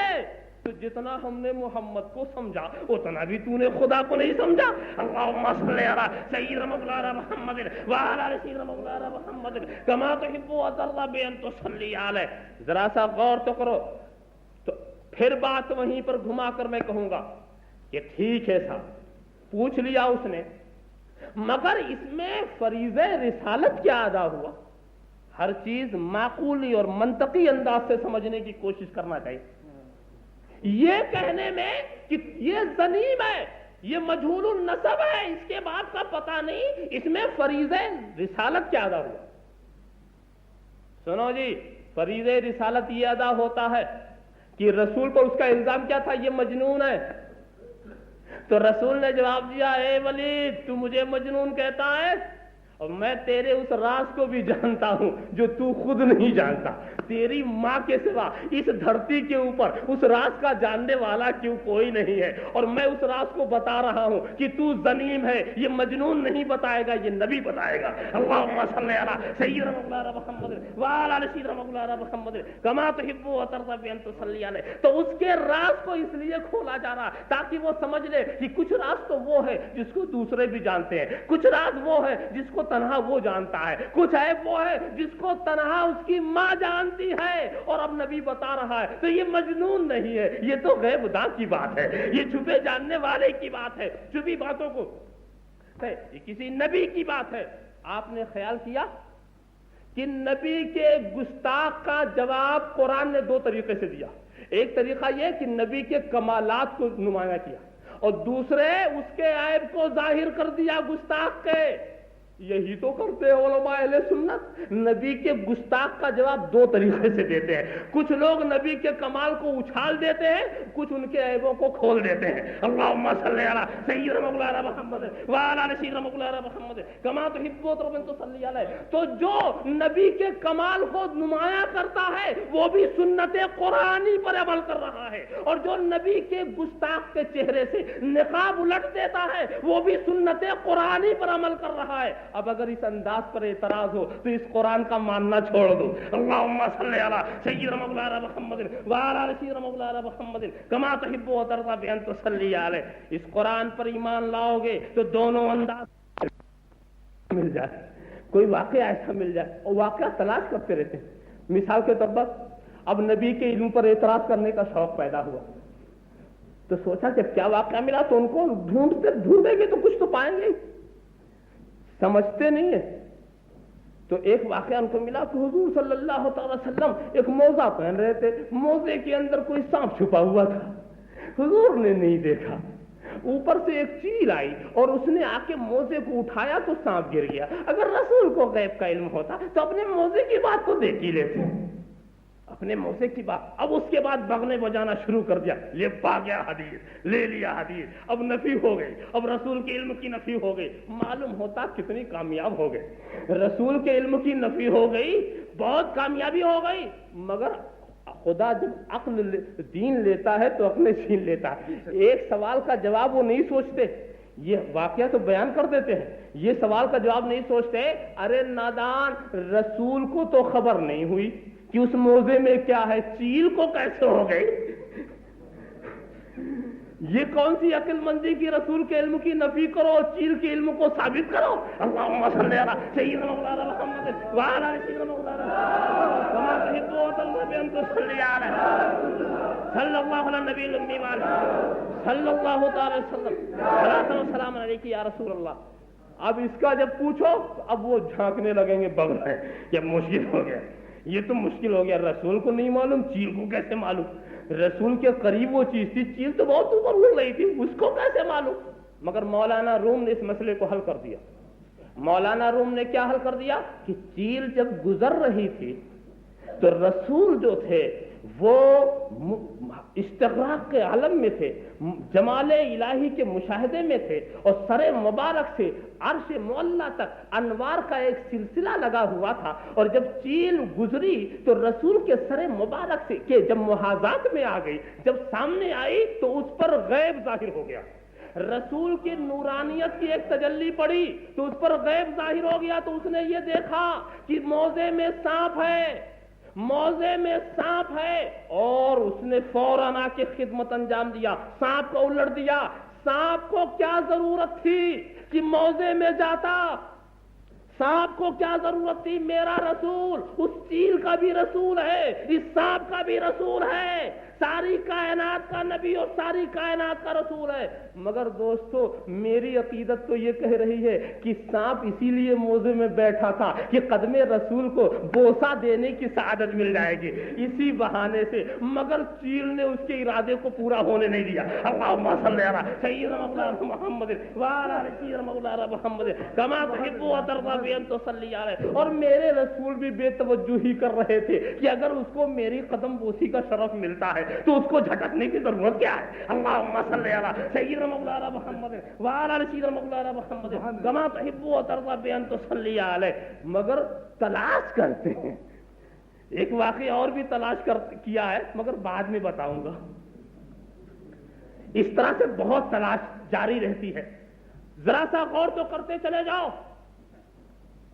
تو ایک مرتبہ ایسا ہوا کہ چند دن وحی کا آنا ملتوی فرما دیا گیا. کفار کو موقع مل گیا. ان محمدا اودعه ربه وقال, محمد کو تو ان کے رب نے چھوڑ دیا, محمد کو تو ان کے رب نے چھوڑ دیا. ایک شور مچ گیا. مگر سنت الہیہ, محبوب تم جواب مت دو, گستاخوں کے منہ نہ لگاؤ, میں جواب دوں گا. اور جواب میں پوری سورہ والضحیٰ اتار دی. والضحیٰ واللیل اذا سجا ما ودعک ربک وما قلی. اے رسول قسم ہے چاشت کی, اور قسم ہے رات کی جب پردہ ڈالے, تیرے رب نے تجھے چھوڑا نہیں, وہ ناراض بھی نہیں ہوا. اے محبوب اس نے چھوڑا نہیں, وہ ناراض بھی نہیں ہوا. اور لطفی بات دیکھیے, نہ چھوڑنے اور عدم ناراضگی کو ظاہر کرنے سے پہلے چاشت کی قسم یاد فرمائیے. اے محبوب تیرے چہرے کی قسم, تیری زلفوں کی قسم, اگر مجھے ناراض ہونا ہوتا تو ایسا چہرہ بناتا, ایسی زلفیں بکھیرتا. اے محبوب یہ ایسی زلفیں نہیں جس سے کوئی ناراض ہو جائے, یہ ایسا چہرہ نہیں ہے جس سے کوئی ناراض. اے محبوب تیرے چہروں کی قسم میں ناراض نہیں ہوا, میں تیری زلفوں کی قسم میں ناراض نہیں ہوا. تو لوگ سوچنے لگے اچھا ابھی تو نہیں ہوگا پھر ہو جائے گا, ابھی تو نہیں ہوا پھر ہو جائے گا. تو قرآن نے آج ہی جواب دیا وَلَلْآخِرَةُ خَيْرٌ لَكَ مِنَ الْأُولَىٰ. اے محبوب آنے والی گھڑی تو پچھلی گھڑی سے بہتر ہے. تو جب اب تک ناراض نہیں ہو تو پھر بعد میں کیا ناراض ہوگا, پھر بعد میں ناراض ہونے سے کیا سوال ہوگا. اور اے محبوب یہ اچھی طرح سے یہ کیا جانے, یہ کچھ جانتے ہیں آخرت دنیا سے بہتر ہے. اے محبوب آخرت دنیا سے بہتر. آخرت وہ سب کے لیے بڑی مشکل گھڑی ہے, مگر اے محبوب وہ آپ کے لیے سب سے بہتر گھڑی, وہ آپ کے لیے سب سے بہتر گھڑی ہے دوستو. اور اس موقع پر جب میں پہنچتا ہوں تو اکثر و بیشتر سوال کرتا ہوں, اور ہر ایک کو ایک سوالیہ نشان دینا چاہتا ہوں, ہر ذہنوں کے اندر یہ بات اتارنا چاہتا ہوں, مجھے سمجھاؤ, مجھے بتاؤ آخرت کی ضرورت کیا ہے, مجھے سمجھاؤ قیامت کی ضرورت کیا ہے, مجھے بتاؤ حشر کی ضرورت کیا ہے. آپ کہیں گے اگر قیامت نہ ہوگی تو حساب کتاب کیسے ہوگا؟ میں کہا جی ہاں. اب میں کہتا ہوں حساب کتاب کی ضرورت کیا ہے؟ حساب کتاب کی ضرورت کیا؟ خدا عالم الغیب والشہادہ وہ جسے چاہے جنت میں پہنچا دے، جسے چاہے جہنم میں ڈال دے، حساب کتاب کی ضرورت کیا؟ نہیں صاحب لکھنا ضروری ہے، اچھا جب لکھنا ضروری تو دو تو لکھ ہی رہے ہر ایک کے کاندھے کے اوپر، اب اتنا اور کتنی لکھت پڑھا چاہیے؟ روز کے اعمال پہنچ رہے، وہ جس کو چاہے اپنے فضل سے جنت میں پہنچا دے اور وہ جس کو چاہے اپنے عدل سے جہنم میں ڈال دے۔ کس حساب کتاب کی ضرورت ہے؟ کیا ضرورت ہے قیامت کی؟ کیا ضرورت ہے میزان کی؟ کیا ضرورت ہے پل صراط کی؟ کیا ضرورت ہے ان مرحلوں کی؟ جو جنتی ہے جنت میں پہنچا دیا جائے، جو جہنمی ہے وہ جہنم میں ڈال دیا جائے، کیا ضرورت ہے؟ مگر نہیں دوستو، ساری چیزیں ہوں گی، ساری چیزیں ہوں گی، قیامت ہوگی، یقیناً ہوگی، پل صراط کی منزلوں سے گزرنا ہوگا، میزان کے منازل مراحل طے کرنے ہوں گے، یہ ساری چیزیں ہوں گی۔ کیوں ایسا لگتا ہے کہ میرا خدا مشیت ایزدی اپنے محبوب سے مخاطب ہے؟ اے محبوب، ضرورت ہے قیامت کی، قیامت میں ایک بہت بڑے اجتماع کی ضرورت ہے، قیامت میں ایک بہت بڑی کانفرنس کی ضرورت ہے۔ اے محبوب، وہ ایسی کانفرنس ہوگی کہ جس میں اولین بھی ہوں گے، آخرین بھی ہوں گے، مومنین بھی ہوں گے، کافرین بھی ہوں گے، موحدین بھی ہوں گے، مشرکین بھی ہوں گے۔ اے محبوب، درود پڑھنے والے بھی ہوں گے، گالی دینے والے بھی ہوں گے، سر کٹانے والے بھی ہوں گے، پتھر برسانے والے بھی ہوں گے۔ اے محبوب، ضرورت ہے ایسی کانفرنس کی، ضرورت ہے ایک ایسی کانفرنس کی، سارے اولین و آخرین جمع ہو جائے، پھر اتنی بڑی کانفرنس نہ ہوگی۔ اے محبوب، ضرورت ہے قیامت کی، اس لیے کہ اگر قیامت نہ ہوئی تو یہ تو ہو جائے گا کہ جنتی جنت میں پہنچ جائے اور جہنمی جہنم میں پہنچ جائے، مگر اے محبوب، پل صراط پر آپ کو بچاتا ہوا کون دیکھے گا؟ آپ کے ہاتھ میں لوائے حمد کون دیکھے گا؟ آپ کے سر پر شفاعت کی پگڑی کون دیکھے گا؟ میزان پر سہارا دیتا ہوا کون دیکھے گا؟ جہنم سے نکالتا ہوا کون دیکھے گا؟ تو اے محبوب، قیامت حساب کتاب کے لیے نہیں ہے، تیری محبوبیت دکھانے کے لیے ہے، تیری مقبولیت دکھانے کے لیے ہے۔ سید مولانا محمد وعلى آل سيدنا محمد كما تحب وترضى كما تحب وترضى تصلي عليه۔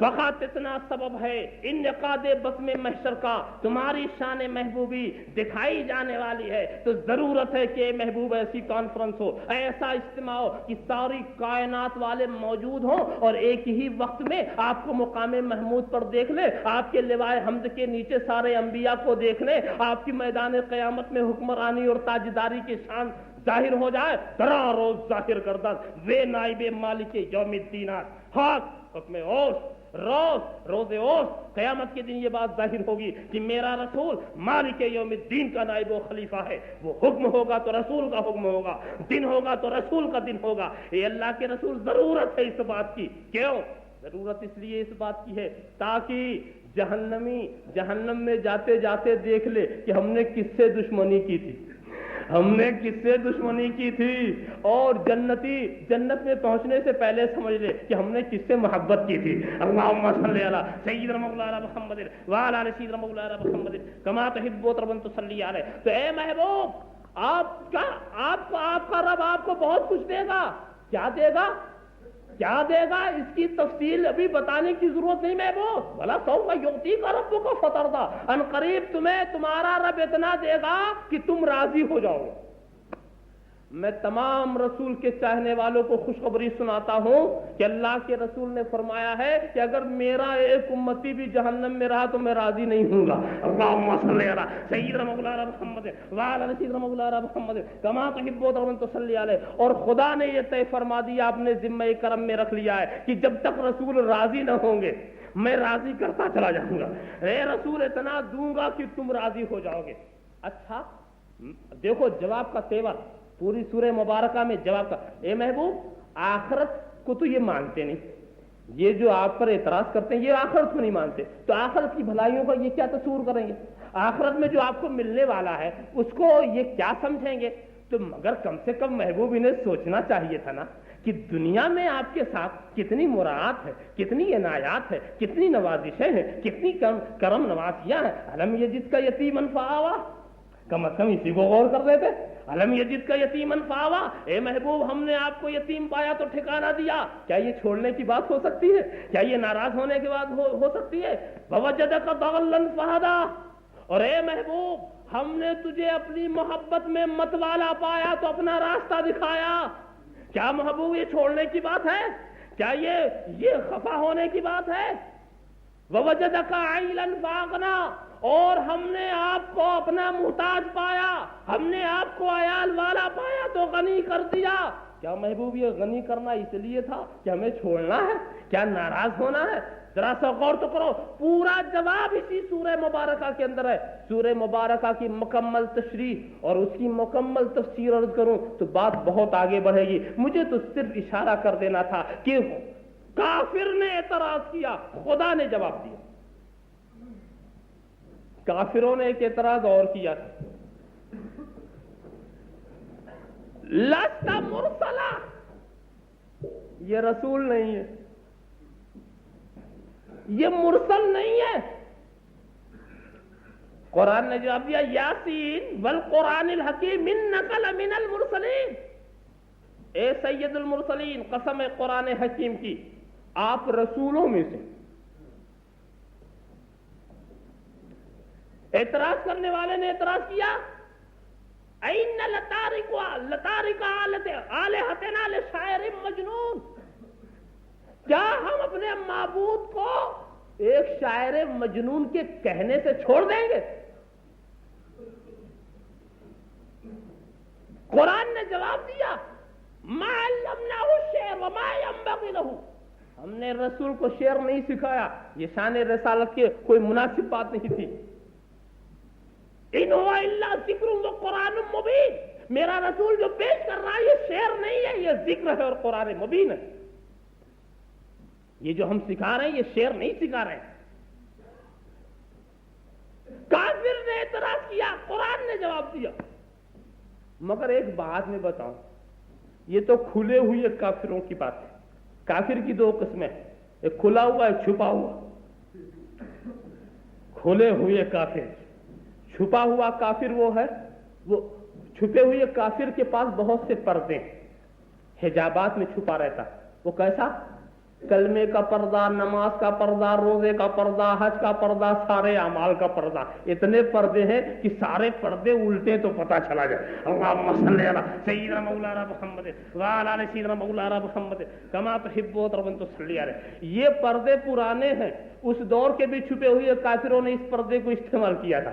تو ایک کھلا ہوا کافر، ایک چھپا ہوا کافر. چھپا ہوا کافر کبھی ادھر ہوتا کبھی ادھر ہوتا، اس کا دونوں معاملہ رہتا. کبھی ضرورت ہوئی تو ادھر مل گیا، کبھی ضرورت ہوئی تو ادھر مل گیا. وہ قصہ وہی ہوگا، وہ پرندوں اور چرندوں کو جو جھگڑا ہو گیا، پرندوں اور چرندوں میں ہو گیا تھا ایک مرتبہ مقابلہ. دروغ برگردن راوی، وہ مقابلہ یہ ہوا کہ پرندوں نے کہا بھئی آؤ ہم تم لڑ لیں، جو رہے وہی رہے. یہ کیا ہے کہ پرندے بھی رہیں چرندے بھی رہیں، اڑنے والے بھی رہیں چرنے والے بھی رہیں، ایسا نہیں، دو میں سے ایک رہے. جب مقابلہ شروع ہوا تو اس میں ایک ہے جس کو کہتے ہیں چمگادڑ، ہمارے یہاں کہیں اس کو چامچڑی کہتے ہیں. تو وہ چمگادڑ میں ایک خاص بات ہے پرندے والی اور ایک خاص بات ہے چرندے والی. وہ جیسے یہ بکریاں دودھ دیتی ہیں ویسے وہ بھی دودھ دیتی چمگادڑ. تو وہ دودھ دینے کے معاملے میں اور کچھ اور باتیں ایسی ہیں جو چرندوں کی ہے، زمین والوں کی ہے، اور اڑنے کے معاملے میں پرندوں کی ہے. کچھ بات ادھر کی کچھ بات ادھر کی. تو وہ یہ جب دیکھتا کہ پرندے جیت رہے ہیں تو اڑنے لگتا ہم تمہارے ساتھ ہیں، ہم کو قبضہ چاہیے، ہم تمہارے ساتھ ہیں. اور جب اس کے بعد دیکھا چرندے جیت رہے ہیں تو نیچے اتر آئے کہ تم بھی دودھ دیتے ہو ہم بھی دودھ دیں، ہم تمہارے ساتھ ہیں، یہ بات ہماری تمہاری ایک جیسی ہے. تو کبھی ادھر کبھی ادھر کبھی ادھر، نہ الا الذی نہ الا الذی، لا الہ الا لا الہ الا، نہ ادھر نہ ادھر. تو ایک مرتبہ پرندوں چرندوں نے سوچا ارے ٹھہرو جی یہ کون ہے؟ تو اس کو دیکھو کبھی ہم سے ملتا کبھی تم سے ملتا، کبھی اڑنے لگتا کبھی ہم سے، چلو ہم دونوں اس سے پہلے نپٹ لیں، یہ نہ ہمارا ہے نہ تمہارا ہے. اللہم صلی علی سیدنا مولانا محمد وعلی آل سیدنا مولانا محمد کما تحب و ترضى تصلی علیہ. تو راوی کا کہنا یہ ہے کہ اسی وقت سے چمگادڑ جو ہے، دن کو سارے چرندے پرندے نکلتے ہیں نا تو چمگادڑ چھپ جاتا ہے، اور رات کو جب سو جاتے ہیں تب وہ نکلتا ہے۔ اب مقابلے کی طاقت تھوڑی ہے۔ اللہم صلی علی سیدنا مولانا محمد وعلی آل سیدنا مولانا محمد کما تحب وترضى بأن تصلی علیہ۔ ہاں تو وہ بھی اعتراض کرتے تھے رسول کو، وہ چھپے ہوئے جو جن کا قرآن نے تعارف کرانے کے لیے پوری سورہ منافقون نازل کی۔ قرآن کی ابتدائی آیتوں پر 7 آیتیں ہیں مسلمانوں کے لیے، مسلمانوں کا ذکر ہے 7 آیتوں میں۔ الف لام میم ذالک الکتاب لا ریب فیہ ھدی للمتقین۔ اب متقین سے چلو تو 7 آیتیں جو ہیں مسلمانوں کے لیے، اور اس کے بعد 13 آیتیں ہیں منافقوں کے لیے، 13 بلکہ مسلمانوں کے بعد کھلے ہوئے کافروں کو 3 آیتیں، مسلمانوں کو سمجھانے کے لیے 7 آیت، اور کافروں کو سمجھانے کے لیے 3 آیت، اور منافق کو سمجھانے کے لیے 13 آیت۔ معلوم ہے ان کو سمجھانے کے لیے زیادہ ضرورت ہے الفاظ کی۔ اللہم صلی علی سیدنا مولانا محمد وعلی آل سیدنا مولانا محمد کما تحب وترضى أن تصلی علیہ۔ اچھا سورہ منافقون اٹھا کے دیکھو اور سورہ کافرون اٹھا کے دیکھو۔ سورہ کافرون چھوٹی سی سورہ ہے، یعنی الفاظ کے لحاظ سے، ورنہ مقام کے لحاظ سے تو بہت بڑی سورہ ہے، کلمات اس میں مختصر ہیں، اور سورہ منافقون لمبی ہے، تو معلوم ہوا کہ کھلے ہوئے کافر کو سمجھانا آسان ہے، چھپے ہوئے کافر کو سمجھانا دشوار ہے۔ اگر آسان ہوتا تو سب سمجھ نہ لیتے۔ اللہم صلی علی سیدنا مولانا محمد وعلی آل سیدنا مولانا محمد کما تحب وترضى بأن تصلی علیہ۔ اچھی طرح سے سمجھتے چلے جاؤ۔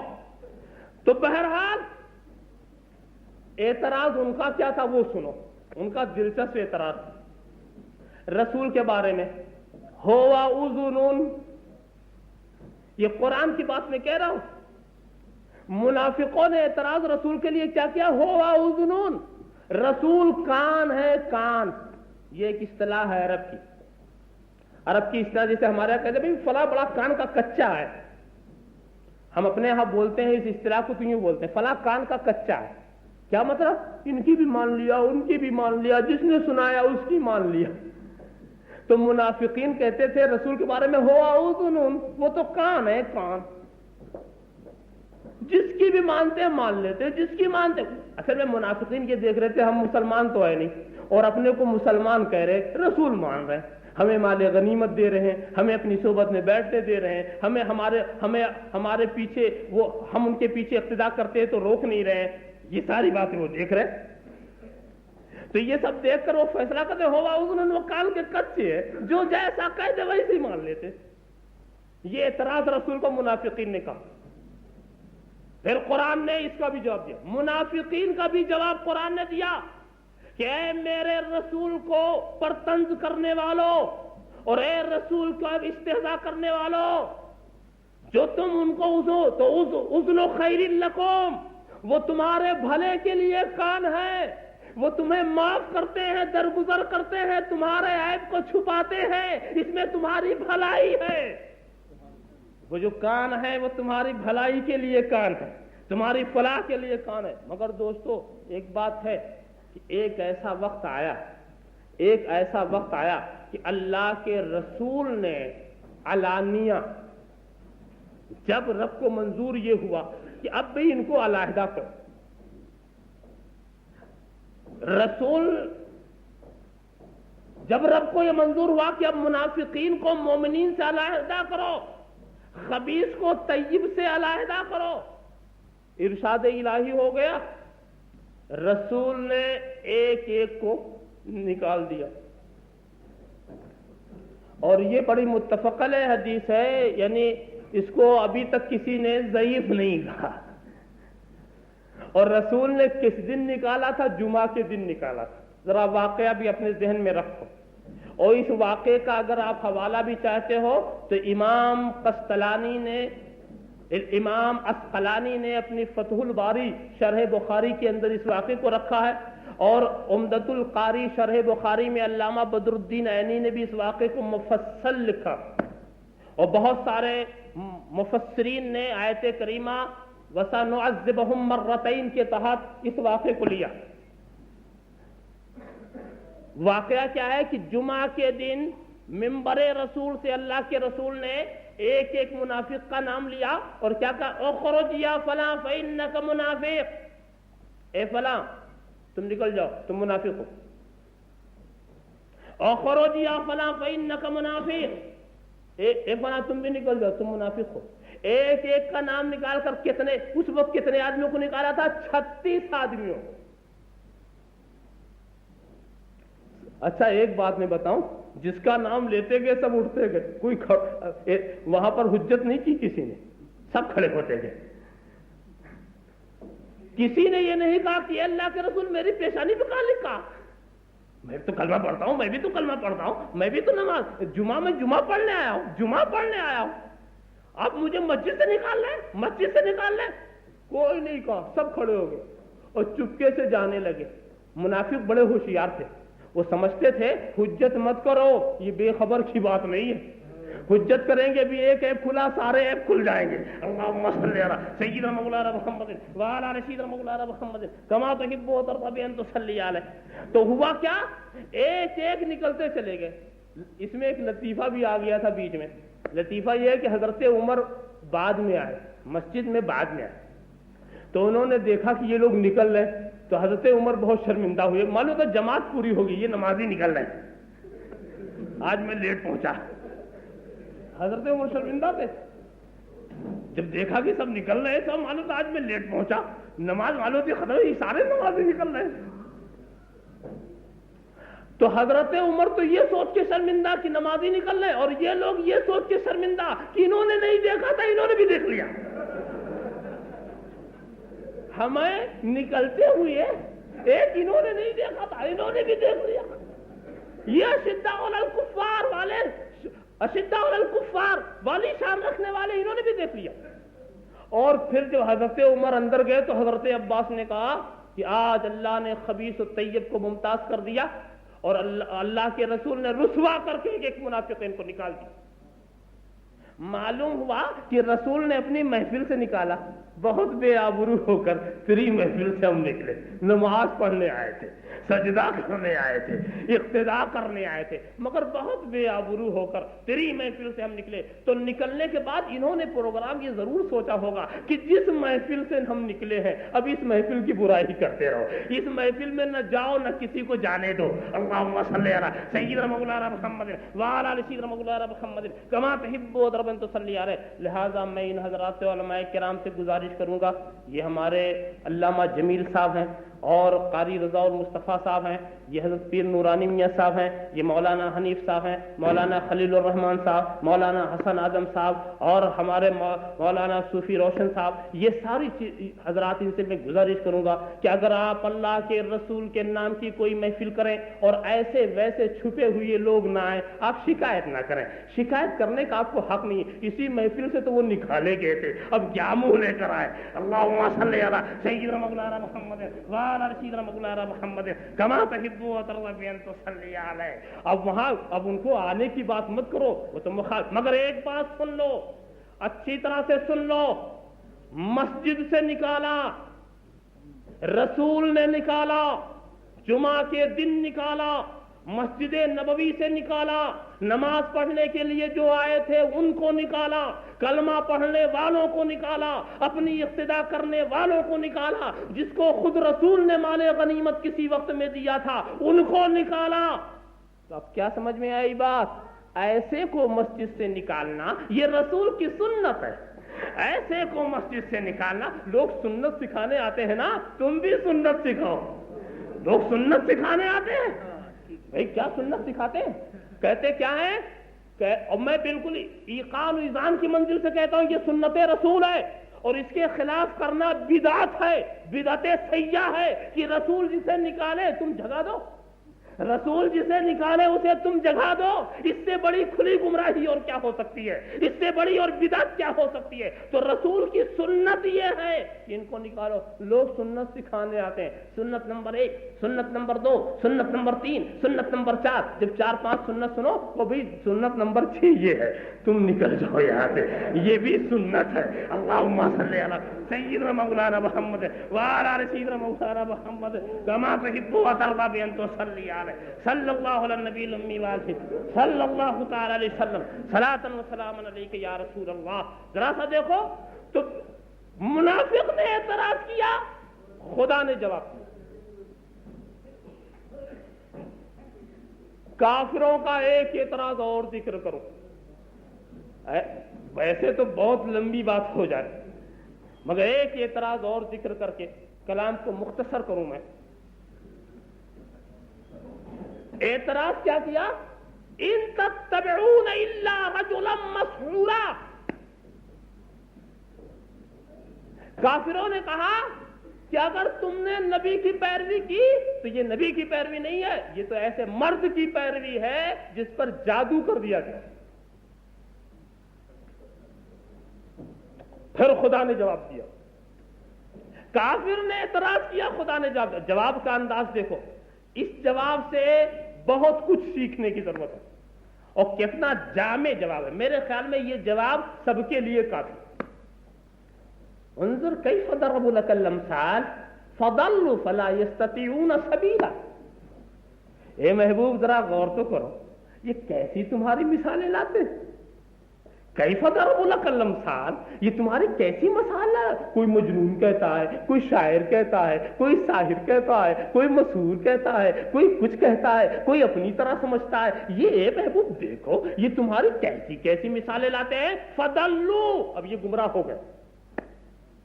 فلا یستطیعون سبیلا، اب یہ راستے پر پلٹ کے آنے کی توفیق نہیں رکھتے۔ توبہ کی توفیق ان سے چھین لی گئی ہے۔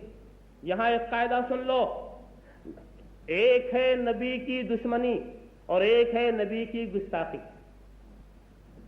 دشمن کو توبہ کی توفیق ملتی ہے، گستاخ کو نہیں ملتی۔ اور میں شروع سے لے کے آخر تک اس کی نظیر پیش کر سکتا ہوں۔ فاروق اعظم دشمن تھے، گستاخ نہ تھے۔ حضرت اکرمہ ایمان لانے سے پہلے دشمن تھے، گستاخ نہ تھے۔ حضرت عمرو ابن العاص دشمن تھے، گستاخ نہ تھے۔ حضرت خالد ابن ولید دشمن تھے، گستاخ نہ تھے۔ تو جن کی بات دشمنی تک تھی ان کو توبہ کی توفیق مل گئی، مگر ابو لہب گستاخ تھا، ابو جہل گستاخ تھا، عتبہ و شیبہ گستاخ تھا، ولید ابن مغیرہ گستاخ تھا، عقبہ ابن ابی معیط گستاخ تھا، عاص ابن وائل گستاخ تھا۔ یہ اپنے قوم کے سردار ہونے کے باوجود مر گئے، ایمان نہ لا سکے۔ نبوت کو پہچان بھی گئے، کنکریوں نے ہاتھ میں کلمہ بھی پڑھ دیا، چاند کے ٹکڑے بھی ہو گئے، سورج بھی پلٹ آیا، سب کچھ ہوا۔ تو سورج تو پلٹا مگر یہ نہیں پلٹے، چاند کے ٹکڑے ہو گئے، ان کے دل کے ٹکڑے نہ ہوئے۔ کنکریوں نے کلمہ پڑھا، انہوں نے کلمہ نہ پڑھا۔ درختوں نے اطاعت کی، انہوں نے اطاعت نہ کی۔ جانور جھک گئے، یہ نہ جھک سکے۔ تو معلوم یہ ہوا کہ دشمن اور ہے، گستاخ اور ہے۔ جب کوئی نبی کی گستاخی کرتا ہے تو توبہ کی توفیق چھین لی جاتی ہے۔ معلوم ہوتا ہے خدا نے طے فرما دیا ہے کہ نبی کے گستاخ کو ضرور جہنم میں لے جائے، اور اگر توبہ کی توفیق ملتی ہے تو جہنم سے نجات مل جاتی ہے۔ لہذا اس کو توبہ کی توفیق چھین لو، توبہ کی توفیق چھین لو اس سے، تو گستاخ اور ہے، دشمن اور ہے۔ میں ایک مثال بتاؤں، شیطان نبی کا گستاخ تھا نا، حضرت آدم کا گستاخ تھا۔ اب انا خیر منہ، میں ان سے بہتر ہوں، گستاخی کی، اپنے کو اچھا کہا، ان کو مٹی کو کہا، ان کو بشر کہا، اپنے کو آگ کا کہا، اپنے کو جن قرار دیا، تو اپنے کو افضل سمجھا، ان کو مفضول، اپنے کو بہتر سمجھا اور ان کو بہتر نہیں سمجھا، تو گستاخی کی نا۔ تو گستاخی کرنے کے نتیجے میں اب ہوتا کیا ہے؟ جب وہ رجیم ہوا، مردود ہوا، تو اب توبہ نہیں کرتا، مغفرت نہیں مانگتا، مہلت مانگتا ہے. اسے مغفرت مانگنی چاہیے نا، مہلت مانگتا. حضرت آدم کو دیکھو، ایک بھول ہوئی، کتنا روتے رہے، کتنا آنسو بہایا. دیکھا آپ نے کہ سعادت مند روحوں کا کیا حال ہوتا ہے. شیطان نے مہلت مانگی، مغفرت نہیں مانگی. تو کیا شیطان کے پاس علم کم تھا؟ نہیں، علم کی کمی نہیں تھی. علم تو اتنا تک فرشتوں کو سکھاتا.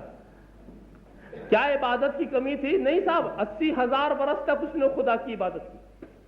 ہے کوئی ایسا عمر والا جو 80,000 برس تک عبادت کرے؟ 80,000 برس کی عبادت اس کے پاس تھی، اور گروہ ملائکہ میں اسے شامل کر دیا گیا تھا، مگر ایک گستاخی کی وجہ سے اسے نکال دیا گیا. آپ خیال کرتے چلے جاؤ، دوسرے کی زندگی سے سبق حاصل. اور اس کی گستاخی کا مزاج میں بتاؤں، عجیب و غریب ایک واقعہ میری نظر سے گزرا. حضرت موسیٰ کے زمانے میں، حضرت موسیٰ کے زمانے میں شیطان نے جا کے حضرت موسیٰ سے کہا کہ اے حضرت کلیم، اب میں توبہ کرنا چاہتا ہوں، بہت بھیگ چکی ہوں، اب میں توبہ کرنا چاہتا ہوں، آپ خدا کی بارگاہ میں میری سفارش کر دیجیے. شیطان بھی عجیب ہے، دوسروں سے کہتا غیر خدا سے سفارش نہ کراؤ، اور اپنی سفارش نبی سے کرا رہا. عجیب آدمی، عجیب شیطان ہے. دوسروں سے سفارشی مٹا رہا اور خود سفارشی بنا رہا. تو جاؤ سفارش کر دو. حضرت کلیم بھی چلے گئے، نبی رحیم الفطرت ہوتے ہیں. یہ بارگاہ خداوندی میں معروضہ پیش کیا تو رب نے ارشاد فرمایا کہ اے کلیم، اس نے میرے سجدے سے تو انکار کیا نہیں، اس نے تو آدم کے سجدے سے انکار کیا تھا نا، اور اس نے آدم کی گستاخی کی تھی. تو اب اس سے جا کر کہہ دو اگر وہ توبہ کرنا چاہتا تو جا کر آدم کی قبر کا سجدہ کر لے، میں معاف کر دوں گا. اب حضرت خدا کا تو علیم و خبیر، وہ تو جانتا ہے کہ وہ کیا جواب دے گا. تو حضرت موسیٰ جب آئے کہا اب تو معاملہ آسان ہے، جا کے سجدہ کر لو قبر کا، خدا معاف کر دے گا. تو وہ کہتا جب زندگی میں نہیں کیا تو قبر کا کیا کرے، چلو رہنے دو. اللہم صلی علی سیدنا مولانا محمد وعلی آل سیدنا مولانا محمد کما تحب رب صلی. توبہ کی توفیق چھین لی گئی ہے، وہ توبہ نہیں کر سکتا. تو گستاخ سے توبہ کی توفیق چھین لی جاتی. اور ایسے موقع پر ایک بات میں اکثر عرض اور کر دیتا ہوں، وہ آپ پھر سن لیں کہ شیطان گمراہ ہوا، اس میں شیطان کو تو نقصان ہی. عربی جہنم کے عذاب سے کیا کیا عذاب، خدا کا عذاب، خدا کی پکڑ، کیسے اس کا سابقہ پڑے گا نا، تو اس کے لیے تو برائی ہے. مگر ہم لوگوں کے لیے اچھائی ہو گئی. ایک سوال کا جواب مل گیا. سوال بڑا اہم تھا. سوال یہ تھا کہ ایک بات یہ سمجھ میں نہیں آتی کہ اتنا علم حاصل کر کے لوگ کیسے گمراہ ہو سکتے ہیں، اتنی موٹی موٹی کتاب پڑھ کے کیسے گمراہ ہو سکتے ہیں، اتنے لمبے لمبے سجدے کر کے کیسے گمراہ ہو سکتے ہیں، اتنے بڑے بڑے مدرسے بنا کے کیسے گمراہ ہو سکتے ہیں، اتنی بڑی بڑی مسجدیں بنا کے کیسے گمراہ ہو سکتے ہیں، اتنی اتنی عبادتیں کر کے کیسے گمراہ ہو سکتے ہیں، اتنی اتنی تفسیریں پڑھ کر کیسے گمراہ ہو سکتے ہیں. جب ہم یہ سوال اٹھائیں گے تو شیطان آ کر کہے گا جیسے میں گمراہ ہوا ہوں، ارے تو بچوں کو پڑھاتا، میں تو فرشتوں کو پڑھاتا تھا، تو اپنے مدرسے پہ ناش کرتا، جب میں ہو سکتا ہوں تو نہیں ہو سکتا. اللہم صلی علی سیدنا مولانا محمد وعلی آل سیدنا مولانا محمد کما تحب رب ان تصلی علیہ. فرش والے تیری شوکت کا علو کیا جانے، خسرو عرش پہ اڑتا ہے پھریرا تیرا. ایک آخری بات اور آخری معروضہ اور عرض کروں. دیکھو میرے رسول کی شان محمدیت کیا ہے، کس کس انداز سے میرے رسول کی تعریف رب تبارک و تعالیٰ نے فرمائی.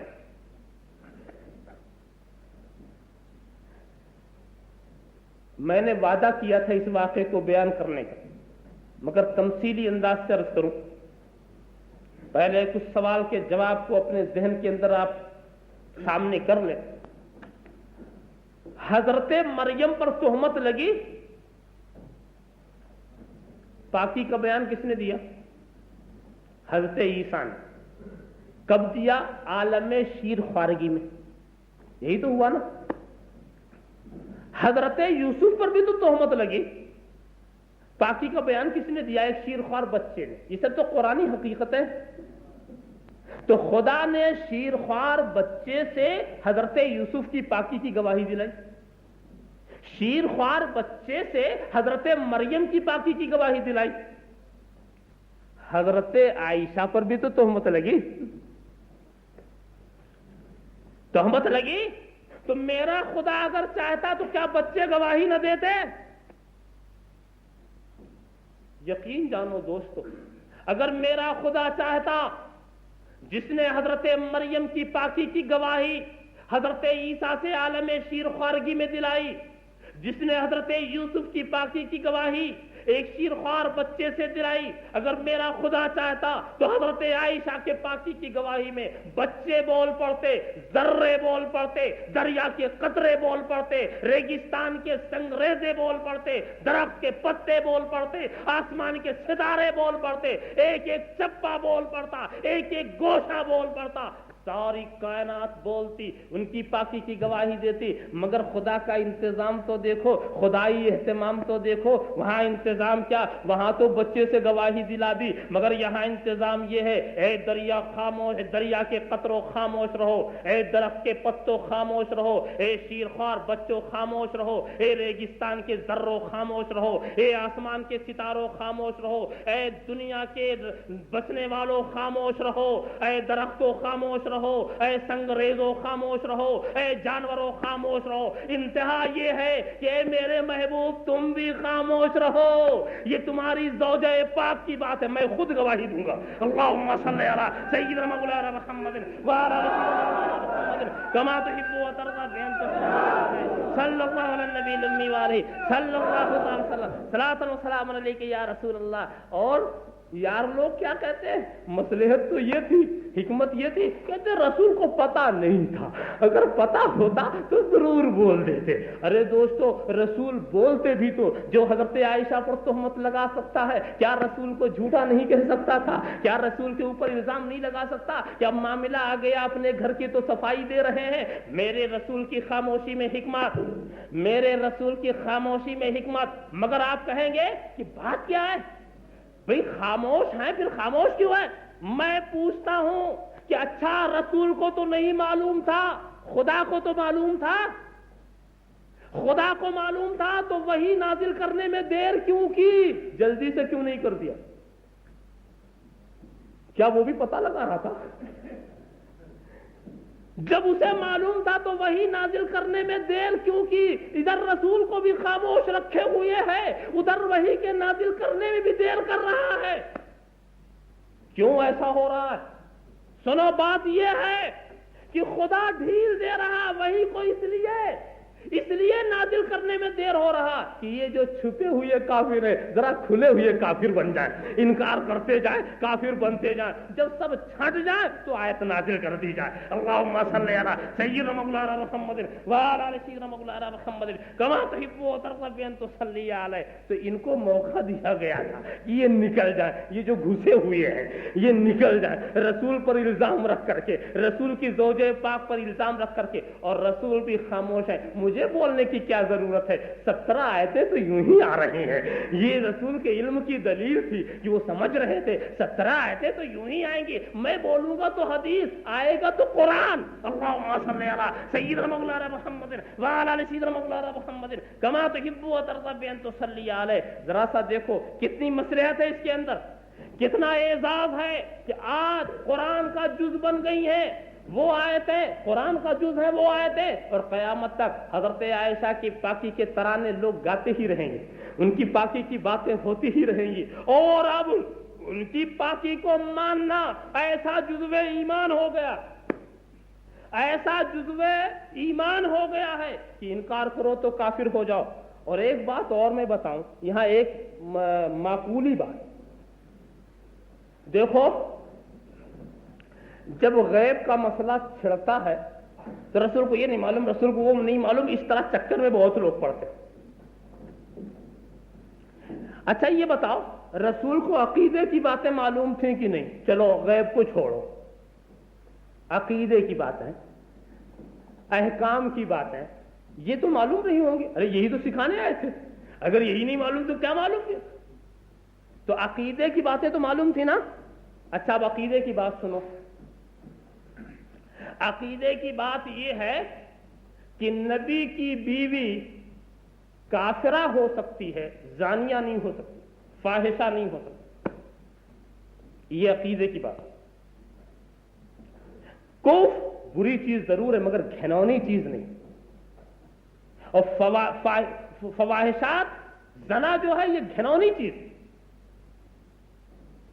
زانی اور زانی سے پورا ماحول نفرت کرتا. اور کفر بری چیز تو ضرور ہے مگر اس سے گھن نہیں آتی. تو فواحشات میں اس کا شمار، خبائث میں تو اس کا شمار ہے خبائث میں. اسی لیے نبی کی بیوی کافرہ تو ہو سکتی ہے، زانیہ نہیں ہو سکتی. یہ عقیدے کا مسئلہ. سوال یہ ہے کہ رسول کو یہ عقیدے کا مسئلہ معلوم تھا کہ نہیں؟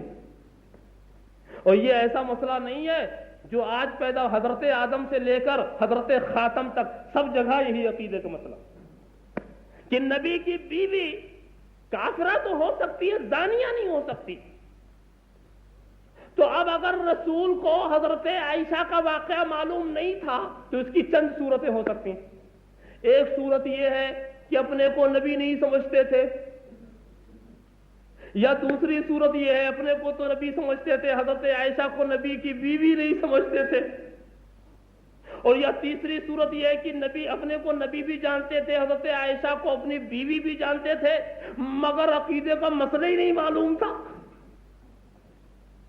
اور اگر سب کچھ معلوم تھا، یہ معلوم ہے کہ یہ نبی، یہ معلوم کہ یہ نبی کی زوجہ، اور یہ معلوم کہ نبی کی زوجہ زانیہ نہیں ہو سکتی، اب معلوم کرنے کے لیے کیا بات رہ گئی ہے جو رسول کو معلوم نہ ہو؟ اللہم صلی علی سیدنا مولانا محمد وعلی سیدنا مولانا محمد کما تحب و ترضى بین تصلی علی محمد رسول اللہ.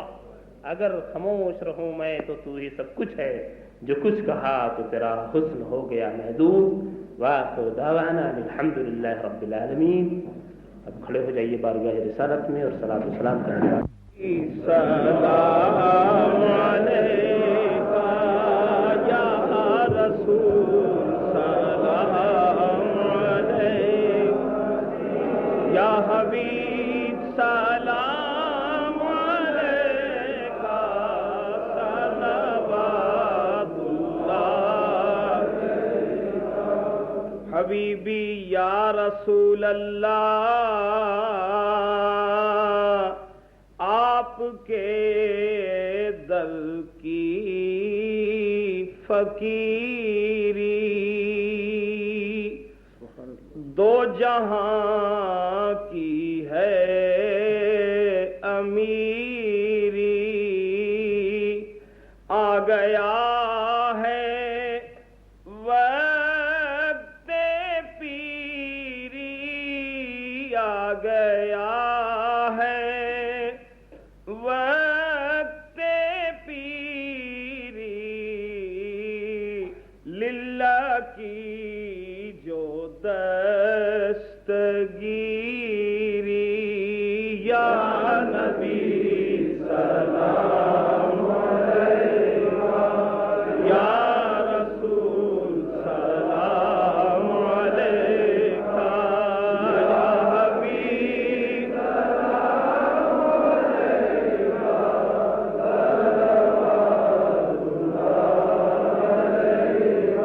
یا رسول اللہ، یا حبیب اللہ.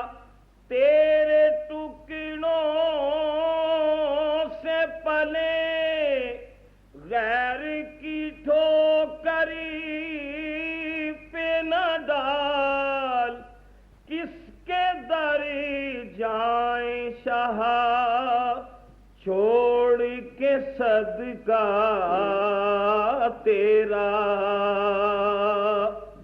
وہ نہیں ڈوبتے دریاؤں کی طغیانی میں، وہ نہیں ڈوبتے دریاؤں کی طغیانی میں، جن کی کشتی ہو محمد کی نگہبانی میں، جو بازوئے شفاعت را کشائی بر گناہگاراں، جو بازوئے شفاعت را کشائی بر گناہگاراں، مکن محروم جامی را دراں یا رسول اللہ، کدی ساڈے ول پھیرا پا کملی والے، غریباں دی قسمت جگا کملی والے، اساں گناہگاراں نوں وی بخشوالیں، تیری من دائے خدا کملی والے، جڑا درد رومی تے جامی نو ملیا، او سانوں بھی کر دے عطا کملی والے، آقا یا نبی سلام علیکہ، یا رسول سلام علیکہ، یا حبیب سلام علیکہ، علیکہ، غمزدہ نالوں کا صدقہ، گود میں پالوں کا صدقہ، گود میں پالوں کا صدقہ، اپنے ان لعلوں کا صدقہ، اپنے ان لعلوں کا صدقہ، کربلا والوں کا صدقہ، یا نبی سلام علیکہ، یا رسول سلام علیکہ، یا حبیب سلام علیکہ،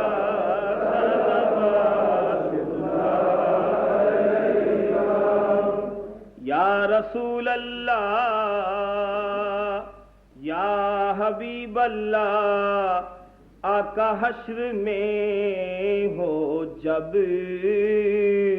کہ آنا، تو ہمیں نہ چھوڑی جانا، ہم کو نار سے بچانا، ہم کو نار سے بچانا، اور اپنے دامن میں چھپانا، یا نبی سلام علیکہ، یا رسول سلام علیکہ، یا حبیب سلام علیکہ،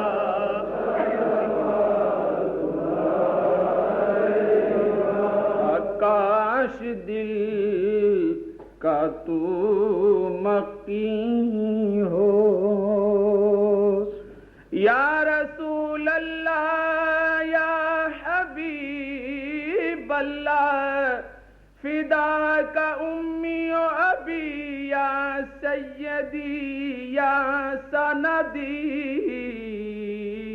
کاش دل کا تو مکین ہو، تیرا در ہو یہ جبیں ہو، میں یہاں تو دل وہی ہو، میں یہاں تو دل وہی ہو، ہم مرے تو وہ زمین ہو، یا نبی سلام علیکہ، یا رسول سلام علیکہ، یا حبیب سلام علیکہ،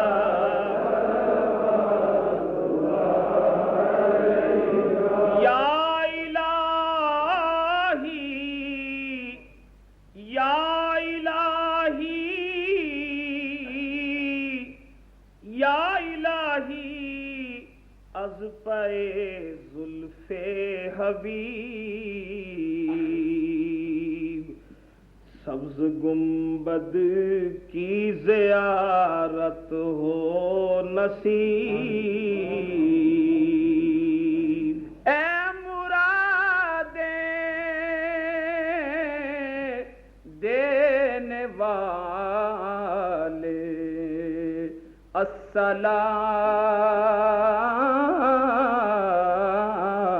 السلام، دونوں عالم کے اجالے السلام، السلام السلام، اے تاجدار مرسلین، السلام اے رحمتاً للعالمین، ہے جگر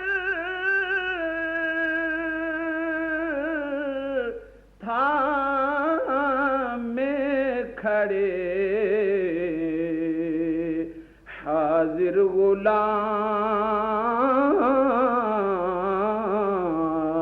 غلام، کیجئے نظر کرم خیر الانام، یا رسول اللہ آپ کی چشم کرم درکار ہے، کر کرم کر دیں تو بیڑا پار ہے، سبحان ربک رب العزت عما یصفون وسلام علی المرسلین والحمد للہ رب العالمین۔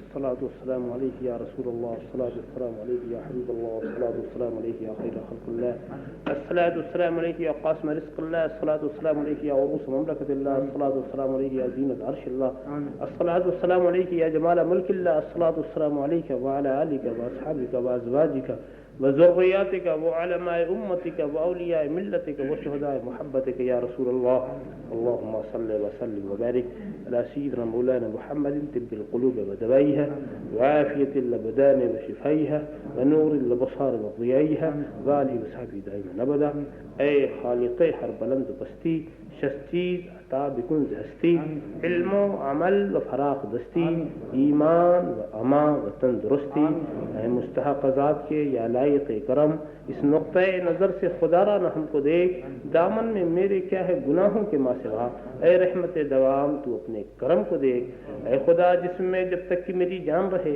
تجھ پہ صدقے تیرے محبوب کو قربان رہے، کچھ رہے یا نہ رہے پر یہ دعا ہے مولا، نظر کے وقت سلامت میرا ایمان رہے، صلی اللہ تعالی علی خیر خلقہ وعلی آلہ واصحابہ اجمعین برحمتک یا ارحم الراحمین۔ اجعل نفلك بلغ عليهم، والصلاة والسلام على من كان نبي وآدم بين